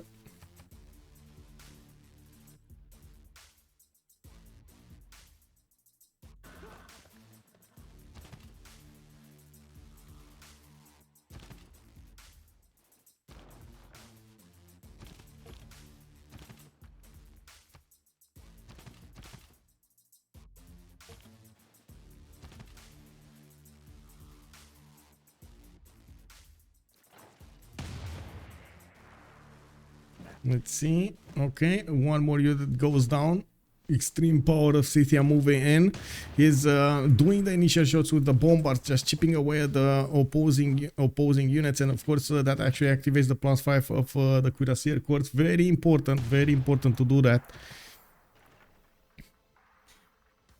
Do we have Persia getting up? No, he doesn't have the money. He has the science. He has a decent amount of culture. He doesn't have the money. He also has the production, and that's exactly what he's doing right now. He's getting more of these markets being built. He's getting the banks being built in his commercial, so he can actually get more funds going. Meleagor is already -17, and that's actually without having a big army. And I gotta mention, this is quite dangerous for him. He can't keep an upstanding army. The loss of the Penbrush and Voice, this take away a lot of his funds. You do get a +1 gold for each district, and you can imagine he has a lot of districts here. You can actually see them. He did manage to take away Potala Palace, which was important, but I would actually argue not that much. Still, even with Potala Palace, if we take a look at the victory condition over here, he would have been on 14 points out of 20. So I don't, he couldn't have had anyway the win in one single congress. So I don't think Philip II was that phased of losing Potala Palace to his opponent. Now, foreign ministry is being built in Madrid. He's going to fix that problem. We do have Chancery also being built in Valencia, which again should give him more points. Let's see, Chancery +3 influence points per turn for those city states, and of course having the ability to get more envoys is going to be very important. If there are any single player gamers who are also Game of Thrones enjoyers, my Game of Thrones mode just updated with Game of Thrones leaders. It's awesome. You can have planes and with Tangerine dragons. Wait, we actually have dragons in the game? Whoa, dragons like wait. I mean, I'm not a fan of Game of Thrones, but I'm a fan of dragons. You know,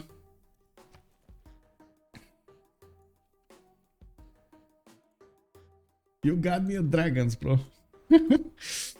Oh man. Okay, let's see. We do have spies coming up from EZEC. Looks like military academies are also coming online. Maybe the upcoming attack will be tanks here from Scythia.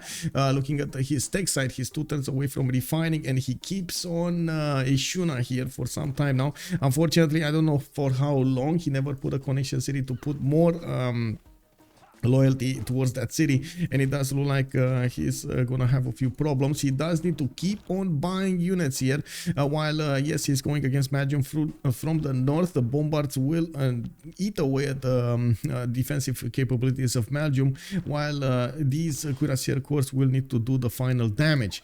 We'll have also a levy here from Mohenjo-Daro. He's gonna try to push through the north as well, and it does look like there's a Gallic Cuirassier coming up to help. Well, imagine dragons, planes in the ancient era. Yes, yes, yes. Amazing. Yes.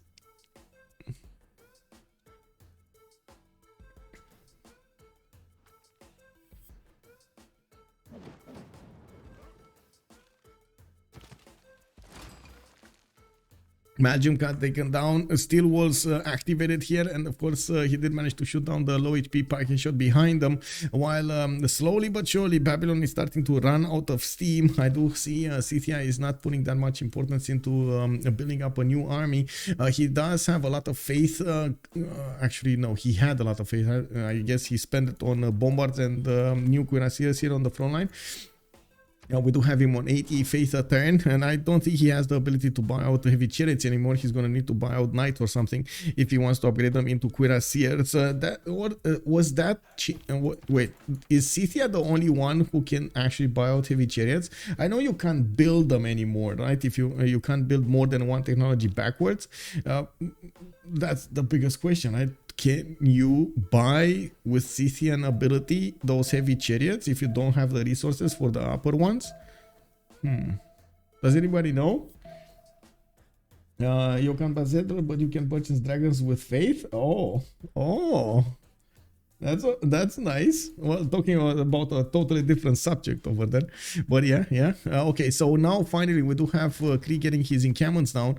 He's also putting encampment training projects, which does mean he's gonna want to go land units here, if it's gonna be helicopters or if it is gonna be tanks. I do think it is gonna be tank artilleries, because helicopters are a bit too fast for those generals to keep up with them. Now we do see Egypt is defending himself with Cav Corps, and of course we do have quite a few cuirassiers still coming out from the Cree series. He did manage to finish the job here on the west side to defend himself, while Egypt is pushing back one of the Cavs of Cree.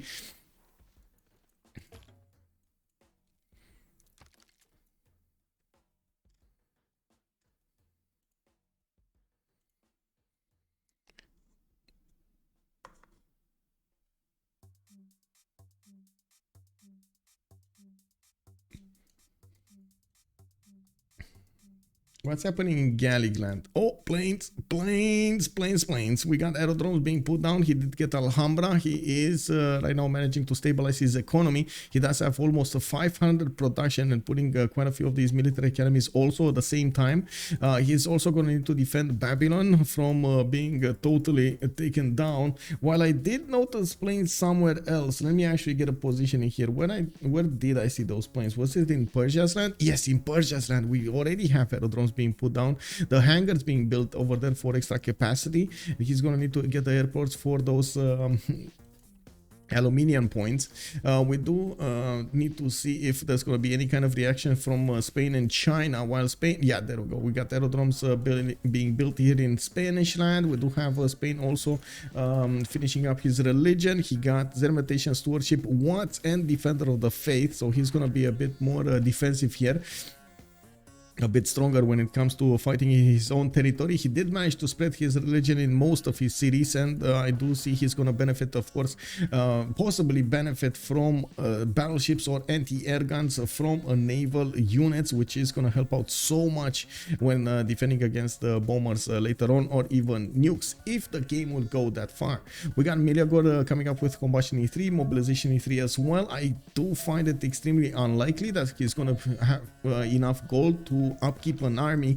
At the moment he just doesn't have an army, but when he's gonna get those tanks going, even with the -2 card that you get from the next year civics, I don't think he's gonna have enough gold. If you take a look at the tank over here, its base cost is a 6, that would mean 4 with the -2 card, and you can imagine if you do core it up, if you do army it up, it costs more. So that's a problem. That's one unit. So you can imagine, like, you build 3 units, his economy is gonna be in shambles. Not to mention get artilleries, get planes up, and so on and so forth. How much does a fighter actually cost? An upkeep fighter is 7 gold. It's even more gold per turn. And this one, bomber, is 7 gold as well. So more gold per turn from him. So it's just a big problem.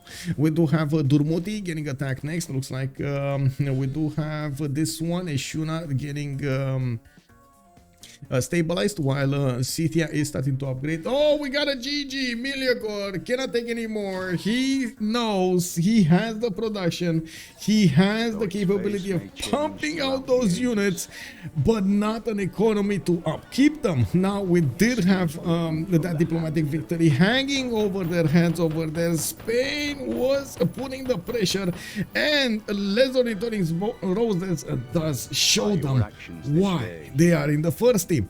We do need to see if Ornithorynques Academy in the upcoming games will manage to get more skill. I'm pretty sure they're gonna do, and they did manage to get a good performance going in this one. A bit unfortunate that Hammurabi didn't have much better land, and this, I gotta say, it was on them to actually remap or not. They didn't want to, and they stayed with this. Now he did made his choice, and he did figure out how this goes. We're gonna jump into the CivFR server to hear a little bit of post-game chat here, and we're gonna need to see what they're gonna say. They will talk a lot in French. I don't know if they're gonna get to answer a few questions in English. We've seen this before. There are two streamers actually that have been streaming for the French community, Distoria alongside wait, who was it? Oransi, the Historia alongside Oransi. They have been as far as I know, they should have been commenting together. So I'm pretty sure for the French community, they will try to get as many answers as possible from the team, listen to their thoughts and so on. It is still important for us to be there. I do believe we do have quite a few French viewers at the same time, so I think it is important for us to take a quick hear on what they have to say. So let's jump in. B8. J'avais pas le poney en fait. GG well played. En gros, je suis parti Ouais, mais t'as une équipe pour taffer mes trucs. Je épine rapidement les poneys, mine de rien. Après, je sais pas. Parce que t'avais une magnifique ville avec 4 poneys et t'as été posé une B2 qui avait une seule 2-2 et une B3 qui avait genre 0 2-2. T'as fait 2-1 puis 2-1 quoi. Oh, mais c'est pas un affaire. Alors que je te jure, hein, tu poses ta ville au-dessus, bon, elle est bien. Hein. Et je crois qu'en plus, le dieu des artisans avait pas été pris dans la game. Je crois pas, non. Non, bah moi je voulais les cailloux à la base. J'étais un peu triste de pas l'avoir. Bah, je te jure que ton artisan, il était bien là avec le settle en haut. Hein. Qui a eu DS de la ville du coup? C'est la Perse. Parce La que Perse. moi avec le Cree, on m'a proposé de choisir. Et en vrai j'aimais bien les pierres et je savais qu'il y avait mon Arrête, tendu des cailloux. Mais en fait il y avait Adrydry, tu le prenais derrière, donc je me suis dit en vrai on va green un peu, je te le laisse. Ouais. T'as vu la fois que je faisais ou pas Disto? Je faisais 85 oui. fois par tour, un truc comme ça. Ouais, j'étais à 80 en mode slow people. Je pense que t'aurais dû sortir tes battes un peu avant, t'as fait trop de colons. Ouais. Oui, bah en somme le truc c'est... Tu t'es mis sur 5 villes et t'as fait ancestral après. Non. J'ai ma 4ème ville qui sort avant Ancestral et sinon... je te jure que non, t'as déjà... je suis d'accord avec Disto, hein, je t'ai vu sortir tes villes. Hein. Je te jure, on était sur le cast avec LDK et t'avais au moins... Je me trompe peut-être pour la 5ème, mais t'en avais au moins 4 sûrs qui étaient déjà posés. 4, et j'en ai posé 4. sur 5. Non, parce que je fais... En fait, genre il y a un tour, en fait dans ma cape, je mets un tour dans un colon parce que j'ai la carte et que j'ai pas encore le gouv. Mais sinon ensuite je switch directement sur mon ancestral et c'est pour ça. Mais sinon j'étais sur 4 villes. Si t'as posé ta B5 sans l'ancestral. Hein. Ouais, moi c'est ce qui me semble, hein, j'en suis... Sur CivReplay là, je t'assure que oui. Hein. J'en suis sûr à 95%. Bah, c'est laquelle du coup ma V5? C'est ici.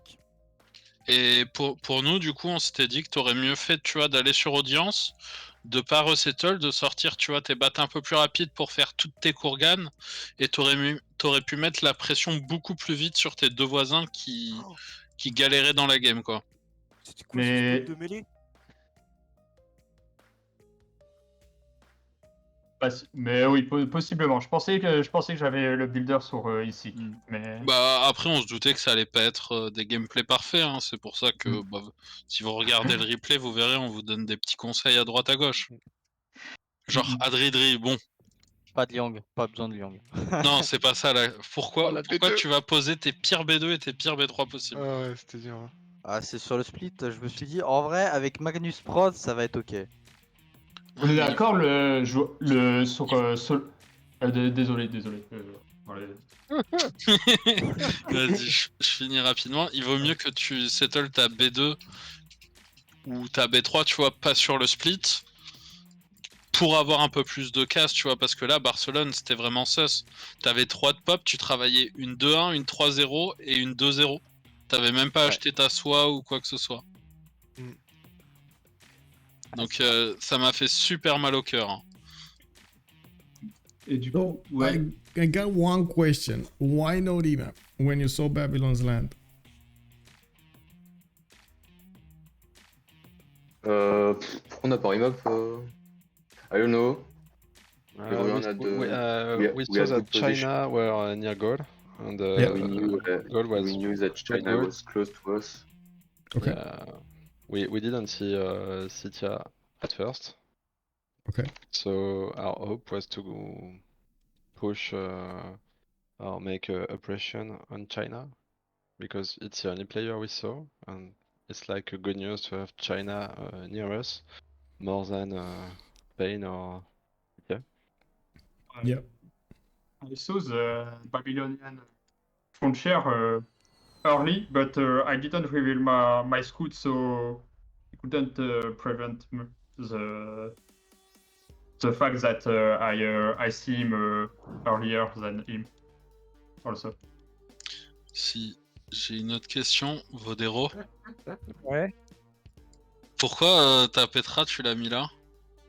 Alors, en fait, j'avais oublié qu'il y avait un petit problème avec le plan inondable. De désert? De désert, ouais.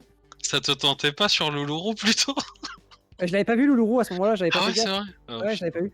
Mais moi je voulais le Ouais, mettre effectivement, sur j'aurais parti sur Loulourou. de l'Afrique, putain, et je l'ai dit, et il a dit non, je le fais en 4 tours, tu me le laisses. Alors que sur l'île de l'Afrique, il aurait été trop beau là, j'aurais mis une préserve dessus, putain.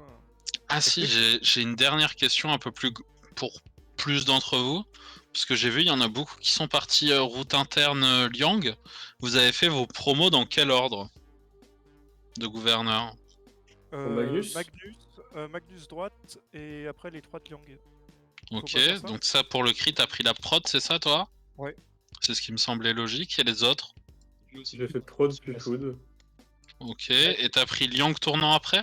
Non, j'ai fait une... J'ai juste fait Moksha classique. Je peux pas Ok, ouais, non, parce que j'ai vu des gens qui ont fait route interne. C'était toi, Glowbal, je crois? Moi, j'ai juste pris Magnus 2 avec la prod, parce que j'avais un land. En fait, j'ai un land vert, et du coup, je me dis, je peux poser des fermes. Du coup, je suis en mode juste, je pose ma Liang, il va me falloir des stats et m'en fous. Pas lui. Quoi. Ok. Je sais plus s'il y avait quelqu'un d'autre qui avait fait ça. Il y a des gens qui ont pris la gauche ou pas? Personne, hein. Bah, je crois que l'Espagne est partie Magnus 3, je crois. Ouais, je suis parti Magnus 3 into Amani 4. Dans notre match. Ouais, ça j'avais vu, ouais. Puis après, je me suis dit, bah, Zanzibar c'est libre, hein. On dit ça. Après, j'ai fait la même chose, sauf que j'ai fait une Liang entre temps à Adrydry. C'était dur, Vodairo, hein, de convertir ta cape. Hein. Ouais, je me suis dit, c'est bon, ça passe si je fais un Moksha first. Non, pas du tout. Non, jamais. So I'm gonna stop it here. Wait, we got a question here. Greeners before moments asking us how similar is Romanian to French.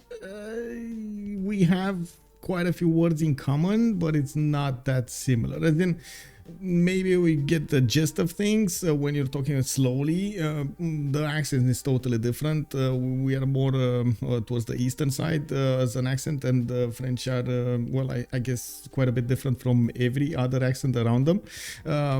We're more, I would say, it's much easier for Romanians to talk with Italians or Spanish than actually French. But yeah, I mean, you know, languages develop differently. What I can say, I believe Romanian is a bit more on point with each word. It's more precise on its meaning with each word than what I've learned from the French having the meaning on the words. Also, I gotta stop it here. I do want to thank everybody for the subs, much appreciated for the gifts, and of course those primes. If you coming up from YouTube. I hope you're gonna throw this thumbs up because you enjoy the content, commentary, and of course you enjoy the show. I do hope you're also gonna leave a comment down below to tell me how it was, and of course I do hope we're gonna see each other on the live stream on twitch.tv/OnSpotTV. I do need to get some rest going, and I do hope we're gonna see each other tomorrow. We got a game from the CPL Premier League, and we're gonna have an announcement soon. Hey, we got a raiding party. Liege, thank you so much. I was just finishing up over here doing my last speech. Thank you so much, everybody. I'm gonna send you to somebody else soon. We're gonna go raid. Bonsoir, tout le monde. Merci beaucoup, Liege. Thank you so much. I do again want to thank everybody for joining me. I do hope you're gonna see each other. We're gonna see each other in the upcoming streams, and I do hope you're gonna enjoy it. You enjoy the stream and of course the upcoming ones. If you want to take a look at my schedule, I always keep an updated schedule on my Discord. You can check it out over here in the upcoming games, and this is where I will give you a rundown on each day. What am I gonna do in different competitions, in multiple qualifiers? We do have a CWC wildcard going on. CivFR Squadrons is going to start off the playoffs. CPL Premier will start off the playoffs, and we do have Civ6 also running around. Bonne nuit, Liege. Bye bye. Thank you so much, sir. A big shout out to the man before we actually go somewhere else. Let me actually give a big shout out over here to Liege. Thank you so much, sir. Thank you so much. That being said, to actually get onto my Discord, use exclamation mark on stream chat, and you're gonna get the direct link over here, or you can take a look at the video description in YouTube. Down below you're gonna have a direct invite to my Discord server. You can check out these channels, and they will give you an update on my schedule. I am trying to also ramp up my activity on Twitter. I did manage to get somebody to actually help me out with that, and I do hope you guys are going to enjoy those posts over there. Not only the tweets about the upcoming games, but also tweets about some other comments over there, not only Civilization 6 but also other topics. I'm trying to expand and get as much awareness as possible, and I do hope you understand and will hopefully help me out with that. So have a good evening, everybody, and let's see each other in the next stream. It's gonna be, I think, tomorrow 1800, but I will double check that. And of course, oh yeah, I see it here actually, 1800 GMT. Veteran Takimli versus Leson the Shark. I do have to mention, I saw the results earlier. Veteran Takimli did manage to get a win against Last State Company, so definitely we gotta follow this up. We gotta see what happened over there. Bye bye, have a good evening.